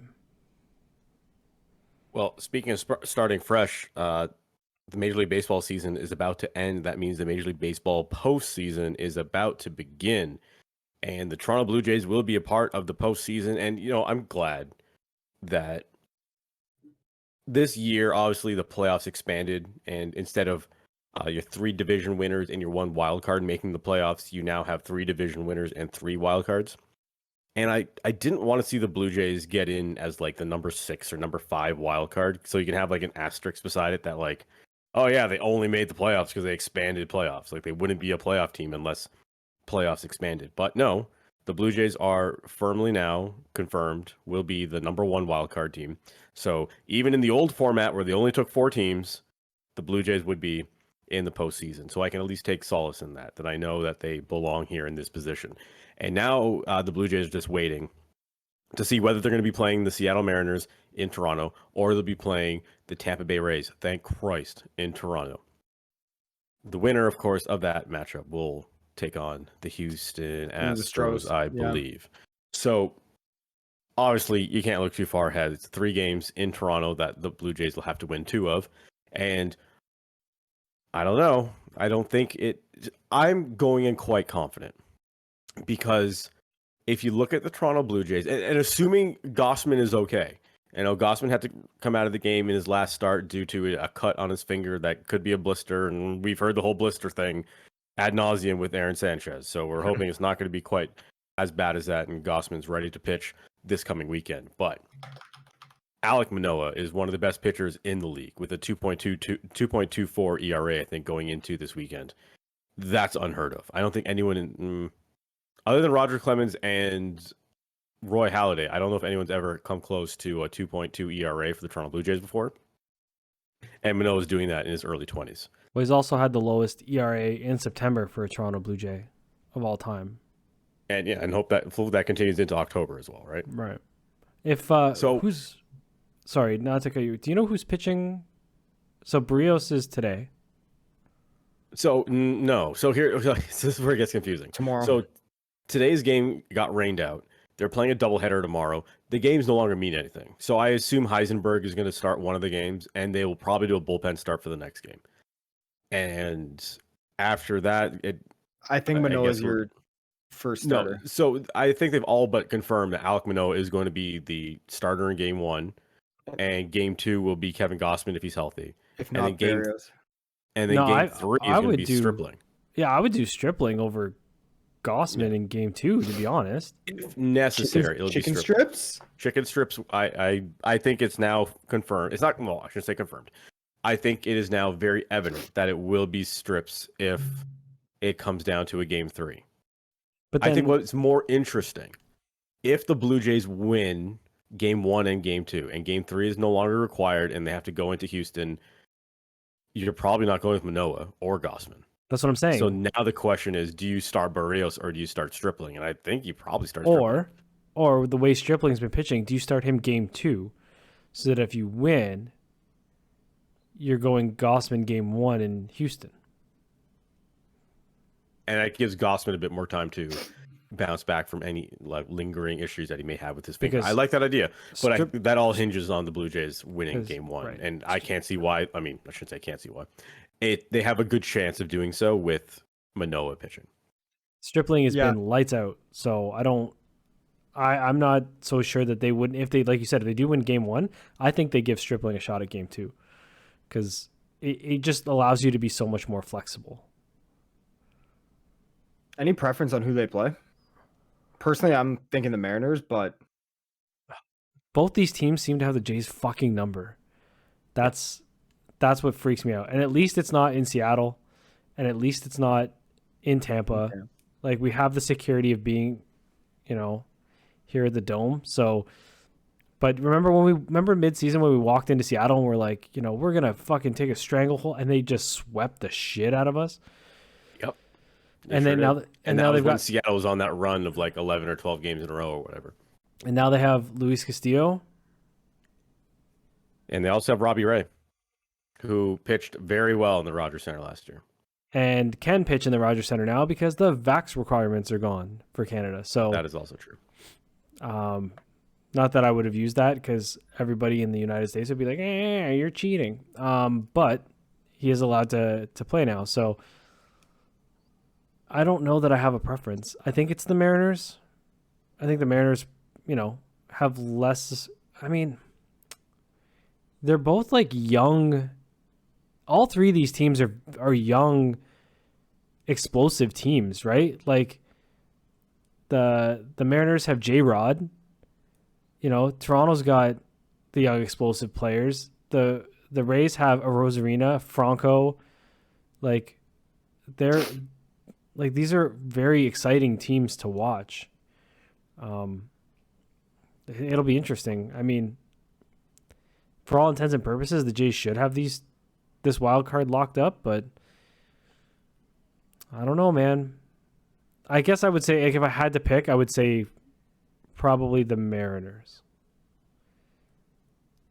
I'd also would rather see a series against the Mariners just because I would like to see J-Rod in the playoffs. And I'm the Blue Jays play AL East teams so often, I just don't want to see Tampa anymore. I've seen them enough times this year. I would be okay with seeing the Mariners. Mm-hmm. I agree. Yeah, I'm a big J-Rod fan, right. so it'd be nice to see him. It is time for everyone's favorite segment of the week. Or maybe second favorite segment of the week. It is time for top fives. And this top five suggestion comes from Matty. Thank you, Matty, for coming up with a good idea. We should have people James write them in, Iverson. actually. We should put that on social media now. We should send in your top fives. Yeah, so if there is a top five that you want us to see us do next week, make sure you go to Twitter or Instagram or whatever your social media platform of choice is. We'll be right there. And go to take a look at 43.6 and send us a message. Mention us in a tweet or Comment on send us a something. direct message on Instagram if you want, whatever. And let us know what you want to see for a future top five. Because sometimes we struggle coming up with them, to be honest. We've done a lot of these. We've done like 20 of them now, and they're starting to blur together. It's been a lot of them, to be honest. Like, you don't think about it. Like, looking back, you don't realize how many we've done. Dude, we're half a year in to this shit. Yeah, we're 6 months into this. So we started doing top fives, I think, in episode 18, and is now episode 25. So we only done 7 of them, actually. But still, it seems like, unless I just didn't write them down, like I'm just looking up in my spreadsheet and I don't see it written down anywhere prior to episode 18. So I could be wrong. Nevertheless, this week's episode, we are going to be talking about our top 5 favorite albums of all time. I have mine written down already. James, I don't know if you have yours written down. I'll make them up. James was off the fly. Maddie, you have your ready for this? I mean, it's your suggestion. I imagine you're ready for this. Oh yeah, and I guarantee you, the funny thing is, Jim can probably name my list. Yeah, there might be some crossover. Yeah, there might be some. I honestly think it might be one, maximum 2 of the same albums. But am I kicking this off? Go for it. Yeah, sure. Let's go for it. Welcome back. Okay. Yeah. Oh, thank you. My number 5. This is kind of going back a ways, but just top to bottom, I think it's just a very solid album. It just hits. It's melancholic, but has some like outright bangers on it. And the lead singer is just an absolute monster. Like, this guy probably changed music more than people give him credit for. And the album is Sing the Sorrow by AFI. Nice. Okay. Very good choice. I didn't know where you're going with that for a second, but Davey Havok's I love that album. And Davey Havok is just such a cool dude. Like he's lyricist and performer, and you know, he's awesome. So yeah, AFI, Sing the Sorrow. James? Number 5 has one of my favorite songs on it of all time, which I guess makes sense because if it's our favorite albums, they should have some of our favorite songs on it. But number 5, I remember the first time I heard the first single from this album, and it was on like, I saw the video. I think it was on Much Music, and I was like, "There's no way these guys got a video." Maybe it was on like Fuse or something. It was probably Fuse. My buddy's illegal U.S. satellite, and that's Still Searching with Senses Fail. Dude, when Calling All Cars, like as soon as I heard that song, and like I was a fan of the first album, and Let It Enfold You. Yeah, but when Calling All Cars came out, it was this weird, like Let It Enfold You was so like underproduced and rough. It was great. Like I love it. But there was just that extra piece on top of Still Searching that made it this big epic. And maybe it was the fact that it was a concept, or maybe the fact that they were just a little bit older. Priest of the Matador is still one of those songs that still hits. Dude, it's the whole album start to finish, and having Heath Saccariano, I think is how you pronounce his name, on guitars. Yeah, massive. Can't Be Saved. Can't Be Saved is my that's favorite my favorite song on that album. Yeah, that's one of my favorite songs of all time. Used to crush that in Rock Band. That's why I started just playing it just now. I'm like, that song, I don't know if it was Rock Band or Guitar Hero, one of them, but one of them had Can't Be Saved on it, and I played the shit out of that song. Oh yeah, that was like my go-to. Parties, I was like, guys, let me show you something. Even the beginning of the album, there's also a song on there, I forget which one it is, that has like stomping and clapping, and I watched the making of DVD, and they all stood around and did the stomping and clapping for that tune. It's really cool. So yeah, that's my number 5. Just as an aside to that, again, talking about like frontmen, I maintain, and I say this every time I'm in the car and one of their songs comes on, because Senses Fail is one of my favorite bands, so you know they're gonna have an album on here on my list. Buddy Nielsen is hands down one of the greatest lyricists of all time. Also, massive it's wrestling not even fan. close. Massive wrestling fan. When we created Smash on Demand, I DM'd him on Facebook, and I saw that he read the message, giving him a free trial to Smash on Demand. So I don't know if he... And also, another cool thing that this is about Buddy Nielsen, his mom was an actress on a soap opera called Guiding Light, which the Buried Alive was filmed on the set with some of the actors from Guiding Light. And my mom, Jim's mom, obviously too, our mom was a massive fan, and we used to watch Guiding Light with my mom. And then it just kind of became this cool connection that one of our favorite bands was the son of one of the actresses of one of her favorite shows. This is kind of like a cool concept. So then we showed her the video for Buried Alive, and she got all excited. So didn't like the music, but you know. Yeah. What's up? My number 5 actually is in town tomorrow. I didn't even realize that. I'm just looking at their tour dates, and it says October 5th. I'm like, oh, that's tomorrow. So I did not know that, but they are in town. They are in town tomorrow. They're out of Detroit. Relatively new band. I say relatively new because a lot of the albums on my list, I think, show my age in a way of like, this is what I like growing up, and that's part of the reason why it's on the list. So on my list, there are a number of bands or albums, I should say, that would reflect an earlier part of my life. But in terms of this one, this is relatively new. This album came out in 2019, I believe. It was just one of those things that hit at the right time, and every song just felt like a banger. And that, of course, is I Prevail's Trauma is very nice. My number 5. Very big. Just Bow Down and Paranoid and Gasoline DOA, like everything on this, like it was just one after another that like everything on this I loved.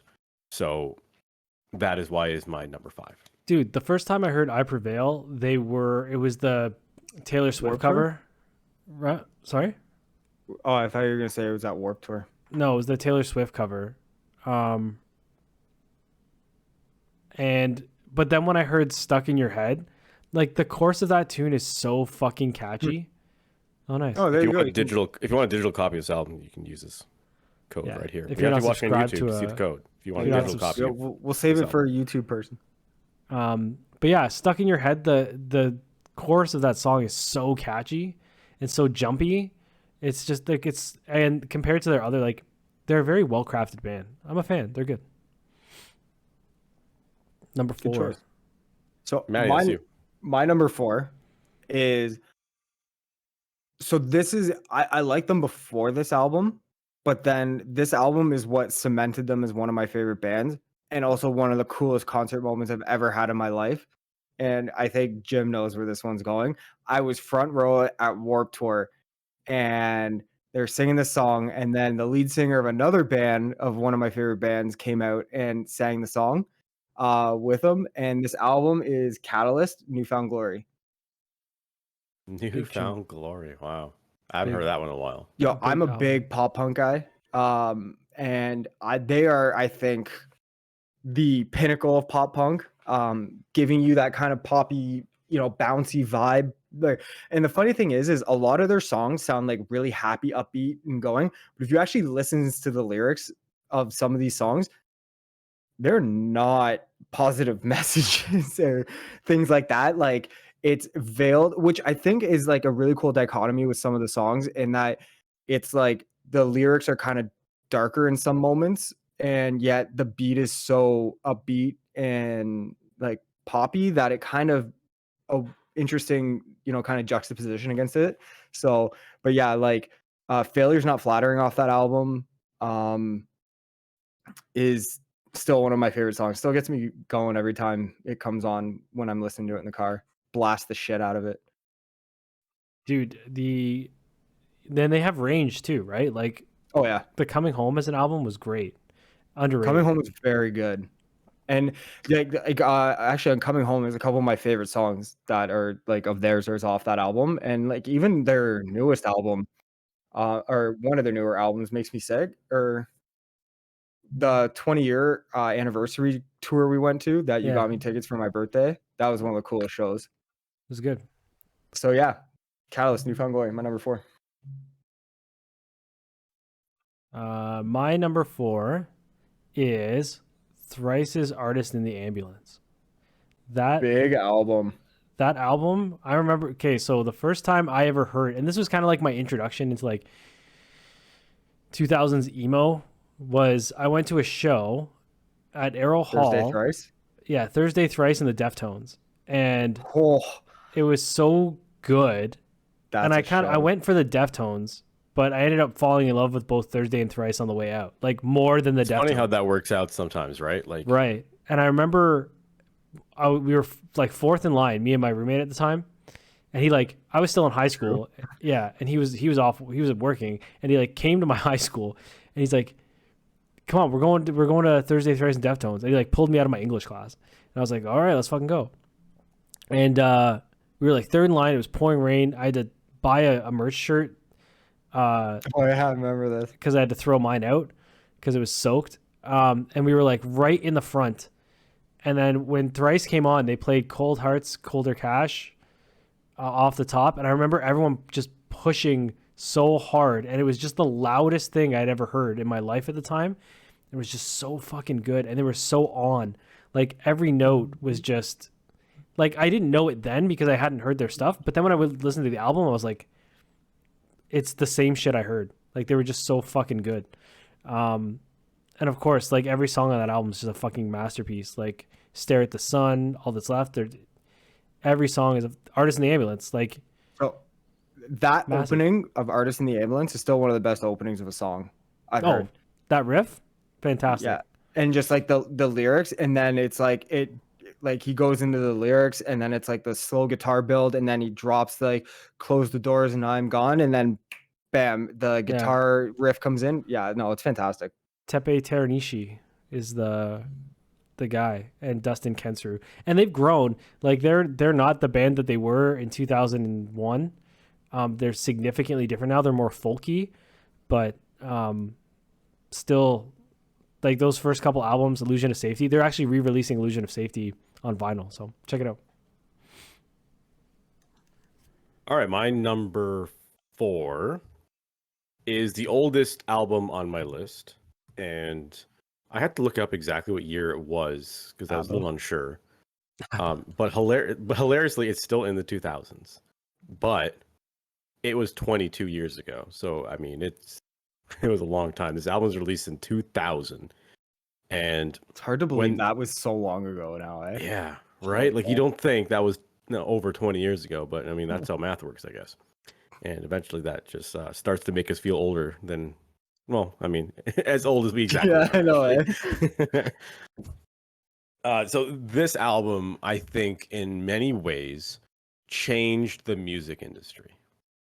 I think there are a lot of bands that came after them that were similar, but I still think like even just the way rock music was accepted into mainstream changed here.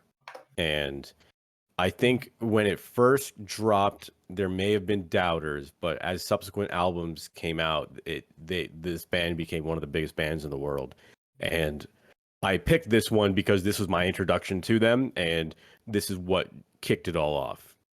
And it is too bad that Chester is no longer with us, but Linkin Park Hybrid Theory. Big album. If you're not watching on YouTube, you don't know, but like I'm actually showing the full albums as I talk about them. And yes, Linkin Park Hybrid Theory is my number 4. I think it's just a masterpiece of music. And honestly, Meteora probably is a better album, just musically. And I think they like it was more creative and artistic.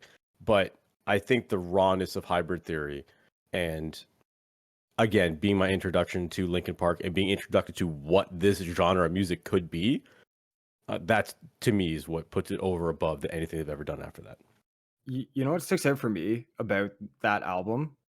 And like I'm delving way kind of off topic of music as a whole, but more kind of cultural impact is how it became like that album as a whole was the anthem for anime fans because of how many FMVs were made to the music. Yeah. So like a big thing back in the early 2000s was fans making music videos from anime like Dragon Ball Z, One Piece, and shit like that, and to songs. And it seemed like the big song, and from even video games too, Points of was Authority. a lot of Linkin Park. There's always Points of Authority every single time. Yeah, Points of Authority was one of them. With You, yeah, off of that out was one of them. Place in My Head was one of them. Yeah. Like it's how many FMVs from different anime came out using songs from that album is unreal. And that's what always sticks out for me for that album. But not to rush everyone, but we got a motor. Okay. My number 3 is going back, Senses Fail, Let It Enfold You. That I just think is, top to bottom. I can listen to that front to back any day of the week, every day of the week. And just like songs, like I said, Buried Alive, You're Cute When You Scream, Bite to Break Skin, Rum is for Drinking, Not for Burning is just big. It just goes. The like, biggest pirate anthem. Yeah, it just goes. And so that, yeah, it's one I'm easily that I will always listen to. My number 3, and again in the spirit of moving quickly here, is the Used self-titled. Dude, nice. Yeah. Taste of Ink is basically an anthem for every emo kid from the early 2000s. If you don't, one of your email addresses and early tags was from that album. Well, yeah, it was Poetic Tragedy was one of my Hotmail address.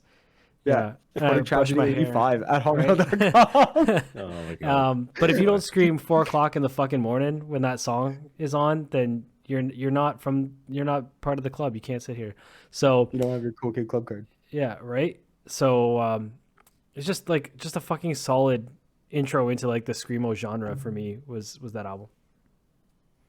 Honorable mention for my list is Fever 333, and I only bring them up just because last time I saw the Used in Toronto, Fever 333 opened for them. So if you are going to a concert, make sure you check out those opening bands because some of your next favorite bands are going to be opening for the ones that you paid a ticket to see. That's how I discovered Envy on the Coast. My number 3. I don't even know how to explain this other than it just came along at the right time. I guess the best way I can say it.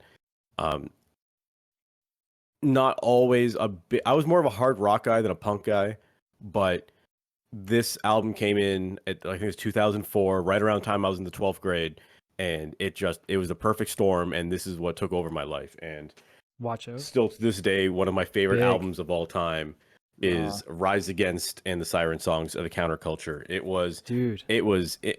What? I said, dude, like, I remember buying that okay. I CD. thought you were gonna make fun of me for this No, one. CD Like, plus. okay. That's the high school drive around the parking lot song or album. Yeah. We used to drive back and forth to Lindsay, Ontario with that album on fucking repeat, because you're right. At the time, it just represented everything everyone was feeling at the time, I think. Remember, you want to get Froyo? Get in the car, throw that album on, and go get Froyo. Honestly, right now, well, after the show, like, listen to the end of the podcast, but then after the podcast, put on State of the Union by Rise Against and just tell me you're not hyped. Right? Life Less Frightening is my favorite track on there. I love the bridge in that song. For sure. Matty, I haven't thought of that album in a long time. I'm gonna have to go back and listen to that. Thank you for that. That's the best thing about top five. Sometimes we like are reminded about stuff that we used to love and have forgotten about. So for sure. All right, Matty, you're number 2. My number 2, and I think the top 2 is probably where Jimmy and me are gonna cross a lot. My number 2, bands for sure, maybe not the album, is Good Apollo and Burning Star 4 from Fear Through the Eyes of Madness, Coheed and Cambria. That album opens with easily one of the best pump up songs you will ever listen to. Like, I could put my head through a wall waking up to listen to Welcome Home, and 10 Speed of God's Blood and Burial, and then The Dirty Secrets and Lying Lies of Erica Court, and The Writing Writer. Like, all of it is just, and there's such an epic feel to that album for what that album represented in the story, and then also for what it represented for Claudio's life as he wrote it. Is just, it's a masterpiece. And I'm just waiting for the day for them to get their Netflix special, whether it's live action or animated. I don't give a shit. Just give it to me. And then as a side thing, in the Club The Faint of Hearts, have a band playing in the background and it be fucking Coheed, okay? Because that would be amazing. So that album, perfection. Shout out to Coheed for being the NXT theme song at one point too. Welcome home. And being on the NHL soundtrack. Yeah, NHL 2022 soundtrack or 2023 soundtrack. Let's fucking go. That new album is awesome. Oh man, we need to talk about next week too. That NHL 23 soundtrack looks amazing. Finally, back like early 2000s days. Yeah. It's been trash for like the past 15 years. My number 2, you know what? I'm gonna cheat here and I'm gonna have 2 because they came around the same time, and I can't pick between the two of them because they both rank in that spot. And that's Tell All Your Friends by Taking Back Sunday, which is, top to bottom, super well crafted. And you talk about lyricists, Adam Lazzara is probably one of the best lyricists of all time. I know it's a lot, but and performers. Yeah, and people can say, well, this person, that person. Go and read how those songs are crafted, and dueling singers between, at that time, Fred Mascherino and Adam Lazzara, and what they say against each other, on top of each other. And it all just weirdly makes sense in the audio. And the second album is Ocean Avenue by Yellowcard, because they both did the same thing to me at the same time. And they were very, through late teenage years and college years, you're just trying to figure yourself out. These albums basically defined me in those times. And these albums would be the soundtrack of my life for sure. Yeah, and there were sometimes coping mechanisms for me. So like, I can't pick just one because both of those albums did the same thing for me. And I remember watching the video of Yellowcard. Yellowcard's coming back, but when they did their retirement, they're playing Riot Fest. When they said goodbye and they played Ocean Avenue, I fucking cried. I'll cry to this day watching it on YouTube.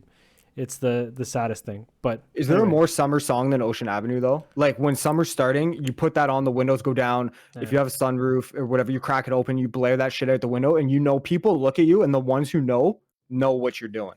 Yeah.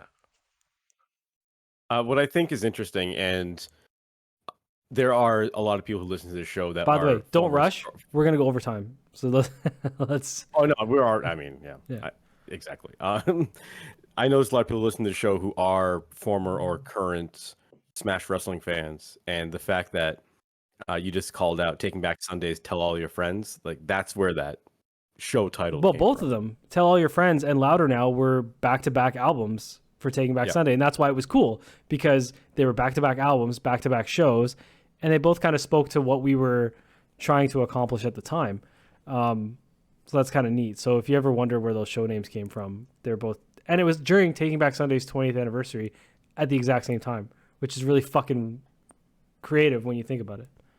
Yeah, a little appropriate there. So my number 2 is a more current album, more current band. This album came out in 2018. Five Finger I Death Punch. think. Sorry, what? I said Five Finger Death Punch. It's not Five Finger Death Punch.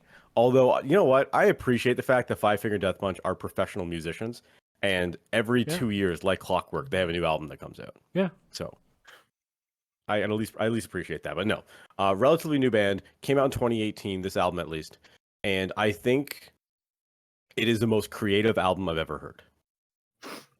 It's something I constantly recommend to people that, like, even if you don't like this kind of music, I know what it is. and I know it's not for everyone. You think you know it? Can I guess it? Sure. Silver Scream, Ice Nine Kills. James, you are a winner. This is the Silver Scream by It's a Ice Nine fantastic Kills. album. Dude, like, and the album art on the album, you can see it if you're watching on YouTube. You search 43.6. Make sure you subscribe. You can see like the knife getting punched through the silver screen and just stabbing people. It's just the coolest idea for an album. So if you aren't aware of what the album is, it's songs all based on horror movies.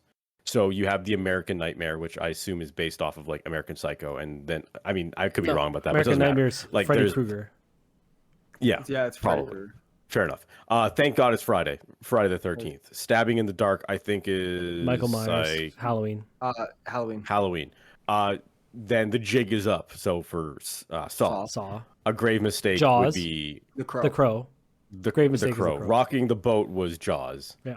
Anyways, it goes on and on and on. Like every song is based off a different. Oh, the last one. It Is the End. Oh, that one is awesome with the opening. But here's the thing. It Is the End is awesome. They have a YouTube series for those songs, so you can go and watch It's like a over their movie. 2 albums, Silver Scream and Silver Scream 2, an entire YouTube story about the lead singer Spencer Charnas being the lead character in kind of a meta explanation of the albums, which is really fucking cool because they're very cinematic. Yeah. And I would also recommend, and I don't know, Dustin, how you rank this album, but Every Trick in the Book, which was about classic literature. It was the album before this book, or before that's this a album. nice vinyl. That is nice vinyl. That's sweet. The blood splatter vinyl, like just little things like this that just make Yeah. it. But yeah, like Every Trick in the Trick Book in the Book was so good. based on classic literature. So the last 3 albums they've written are actually concepts based on other art forms, which is really fucking cool. My brother and I saw them actually at Sneaky D's. So really tight venue. And like I told you in the car on the way back from golf, Dustin, Spencer stood at the door the whole night watching the other bands in his like felt trench coat. And he was like, it was just, they were so fucking good. I have videos from it and I'll send them to you, but they were like, that was just when Every Trick in the Book came out. So they were playing stuff from, I forget what that album's called. And then, but like all their stuff's good. And Spencer's quite an artist. Yeah, I recommend them to everyone. One of my close personal friends, who I know listens to this show, John Morrison, I got him on this as well, and he's now a fan of Ice Nine Kills because of me specifically, not for no other reason. Just so you know. And like the creative like Assault and Batteries has the jingle from Toys R Us as the chorus, which is so. Oh fucking... yeah, there's so many cool things like that. Like Matty was mentioning the intro to It Is the End, where Spencer is like talking like the clown that talks to Georgie and luring him into the sewer. And then like even throughout the song, they introduce like this clown nose honking in the melody of the song. Yeah. And like the break that, and then you hear the and then the music. Yeah. And same with Jaws, where they put the Jaws like theme As the breakdown. Like that's in the breakdown, and like list goes on and on of like the way they work with some of the score of the movie or some iconic sounds from the movie or just like sounds that would remind you of a character like that.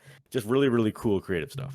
They do The fact that that- on Oh, the recent album with the American Psycho, where he has like lines from the Yeah. movie built in, where he's like, he stops, he's like, I got to return some videotapes, Dude. and then the fucking interlude where they basically take Huey Lewis. in the news, and he recites that before saying, "Hey, Paul." Like that is so fucking cool. He's very brilliant. Also, too, like for a guy in a, I guess, musical style of, you know, kind of hardcore, metalcore, screamo, post-hardcore, whatever you want to call it, Spencer's range to scream and then be very melodic is absolutely masterful. Like the dude hits it all. Low key, I used the curse. What was the song about the Communion of the Cursed? Communion of the Cursed? I used that for a Cherry Bomb Alley Rosemary video for Smash. So if you're ever on YouTube looking up Smash wrestling videos, that's on a gym workout playlist that I use, is Communion of the Cursed. Actually, a lot of Ice Nine Kills is on there, to be honest. Like big. they just get you going. It's great. All right, now it's number one, Matty. My number one, and I have a feeling this band is probably also Jim's number one. Whether it's the same album, I'm not sure. It very well could be. I would say they are my favorite band of all time. I've seen them at minimum 5 times. Lead singer's voice is like silk and butter and just smooth like no other. And this album just kind of also was there for, again, like Jim said, as like formative time years. I can look back at every song on this album and pinpoint a certain moment of time in my life. And the album is Deep Shadows and Brilliant Highlights by the band Him. Oh, big. That is, Val's voice is just, like I said, it's boner inducing. The dude is just, yeah, like he just, it's almost like hypnotizing to listen to his voice, because it's got like that deep, silky kind of sound to it. The band is like developed their own sound of love metal, where it's like a harder kind of old style metal mixed with, you know, like a gothic vibe to it.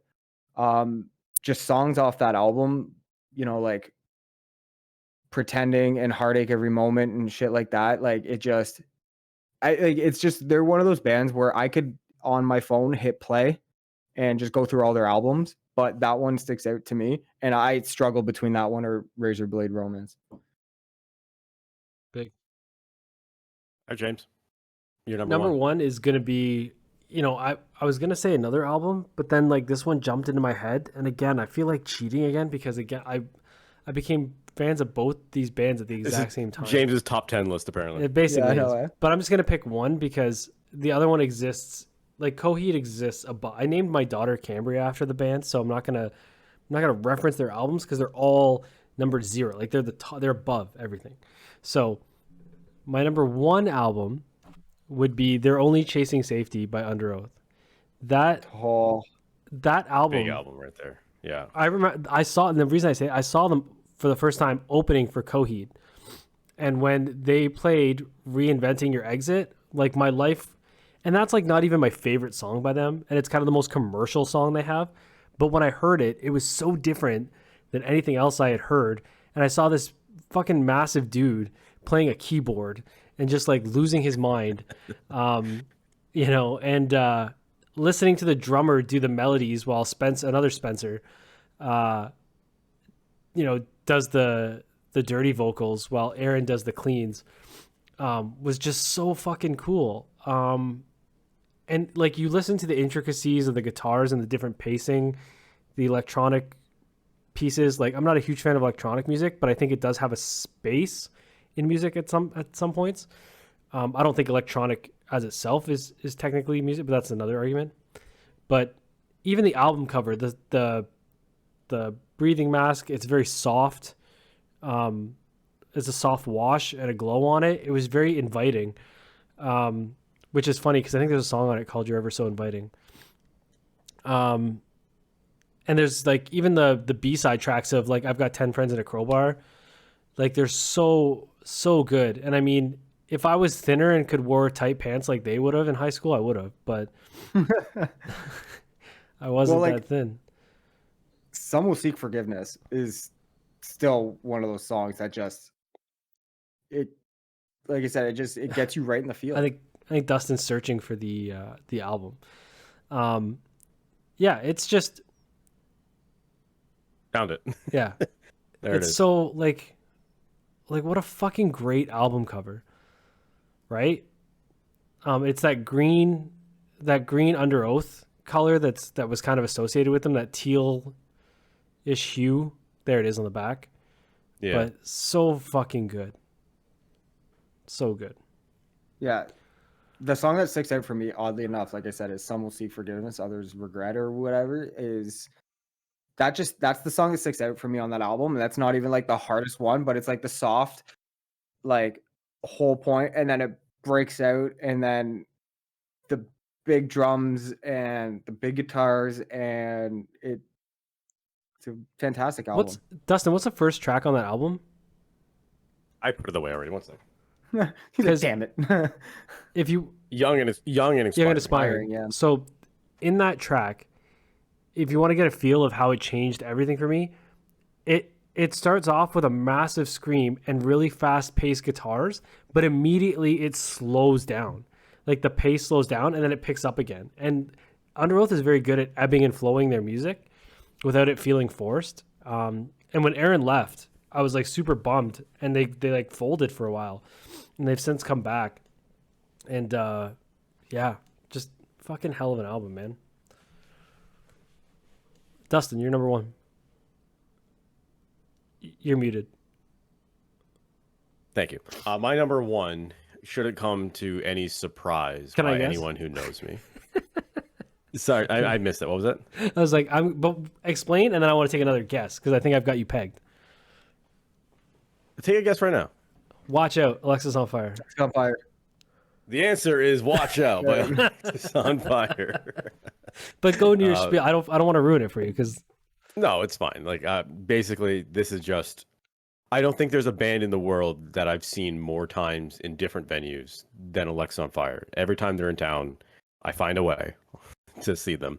I don't know. They just get me, and it's one of those bands that just vibes with you, and they'll forever be a part, like a soundtrack of my life. And the fact that they're a Canadian band too is really, really cool, and I appreciate that aspect of it as well. Awesome. The album art is incredible. Just everything about this album just is perfect to me. And I think this is like a 2004, maybe 2003 album as well. So it was around that same time of that high school change in your life, right? Like there's that point in your life where you're like 16, 17, 18 years old where like you change into the person you're eventually going to be. And this probably had a big aspect, big, factor into that change. I remember seeing them. Teen. Yeah, I remember seeing them Edge Electric Christmas with Moneen and this weird band called Warsaw Pact. I don't even know if they exist anymore. But they were so. That's a band I haven't heard of in a while. They were so good, and like 44 Caliber Love Letter and Pulmonary Archery from the first album. That was also self-titled, but yeah. Yeah, we're just like these. Like we talk about Raw on other albums. Like the self-titled was really fucking raw. Yeah, and you listen to that compared to this album, like Water Wings and all that stuff. They're like another poolside fashion faux pas. They're really well done, but these were like, there's something different on this album that they hit, and I don't know what it is. Like all the way from Accidents down to No Transitory, like there's something hits different on that album, and it's just so good. Accidents is definitely one of those songs that like just kind of like where's the foot cassette? instantly hits the pedal. Yeah. which it probably shouldn't considering the song, but like, it's a hell of an opening riff, right? yeah. I don't know if you can see it, but like how damaged this copy, my Dude, CD mine was copy. the same. Mine was the same. It was the cardboard CD. Yeah, it's like this weird little cardboard thing, and like the amount of times I must have like opened this thing and put it in my The creases Discman or in the folds in my car. Yeah, and another story. I used "Accidents" as a hype song for the ambulance match between Brent Banks and Scotty O'Shea. Right. Back when James and I used to come to the ring together, it was an Lex on Fire song. Not off this album, but we did use Lex on Fire as our entrance music. Familiar Drugs, yeah. After My Chemical Romance. Because that kind of wore out its welcome. Man, actually, I'm surprised that album didn't hit on any of our lists. Oh, MCR? True Cheers for Sweet Revenge? Or Black Parade. Like, there's so many good albums from that time. Like, it's pretty clear that we were all fans of music from the same era.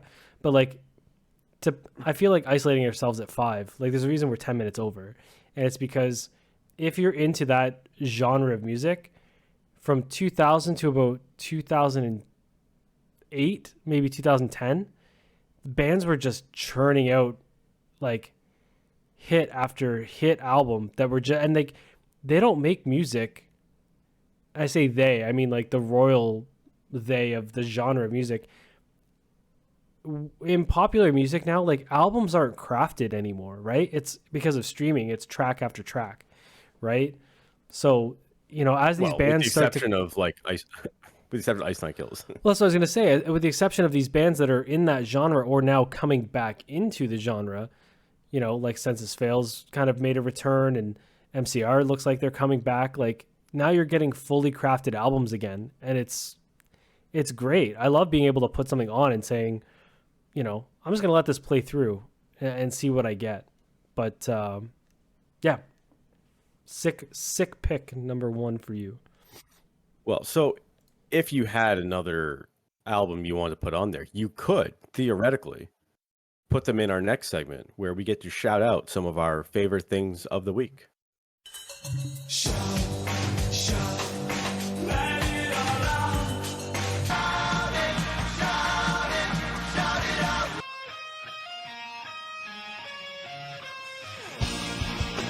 Right, it's everyone's favorite segment of the week. It's a weekly segment where you get to hear Maven's entrance music. You don't get to hear that very often. So my favorite album? It's a music-ish kind of episode this week, actually. So WWF I don't think Maven heard his entrance music very often. WWF the Music Volume 5. That's my... That's your shout out? Yeah. Full Metal. No, what was the Aggression where they had all the... Or what was the one with the hip-hop covers where Run DMC did the DX theme? Remember that? I think that was Aggression, was the hip-hop one. Maybe? Yeah. What was the one... I mean, I have it here. Give me a second. The one that had Triple H's theme, the black with the green cover. No, there's that one. But there's another one that was black with neon green. I think it's that Volume was the 5. Music Volume 4. Volume 4? Okay. Do you remember Big Shiny Tunes? That's how Jericho's theme on it. The Music Volume 4, Jericho was the first track, and then it was Big, the Big Show. The Corporation was on here. Test was on here. There was that Stone Cold Steve Austin remix by H Block. I don't even know who H Block was. Oh, yeah, I know. Cool yeah. Song.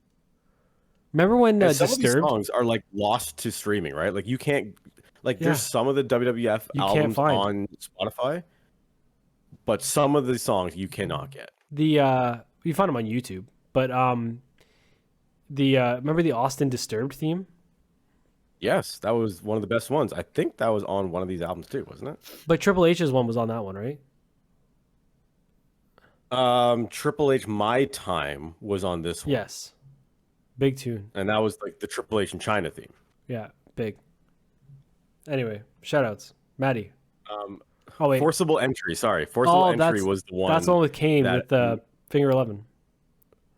That had Finger 11 and Kane. Drowning Pool's Triple H, the Triple H Drowning Pool version. Oh yeah. This was the one that had Austin or Steve Austin's Disturbed version. Remember when they played Triple H out?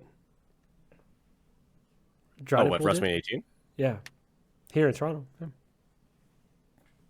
Should remember. Go ahead, Matty. No, you guys go first for your shout out. No, we're just fucking. WWF the Music, Volume 8. But I started with the album and shit like that. So All right, I'll go first. Mainly because mine is music related. So last night I went to a local tavern in Toronto. It's like Ossington and Dundas. It's called the Painted Lady, and they had open mic night. There was some dude who went up there and freestyled to a band that was already playing, and he killed it. And I don't know what this man's name is, but he had some wacky hair and like a long fur coat.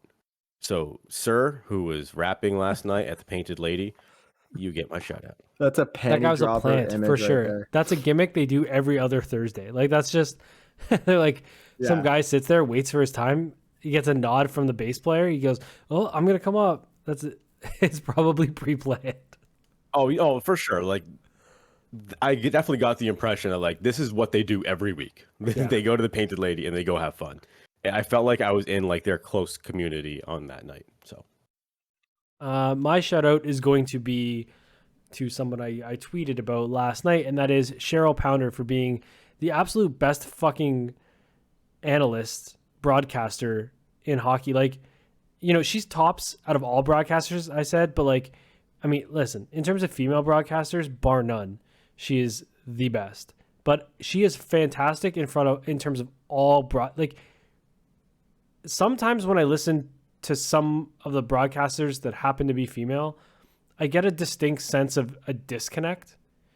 I don't get it from Cheryl Pounder. Like she belongs, she hangs, she's fucking fantastic. So Cheryl Pounder gets my shout out for being a really good fucking broadcaster, not just a really good female broadcaster, but a really good broadcaster in general for hockey. Cool.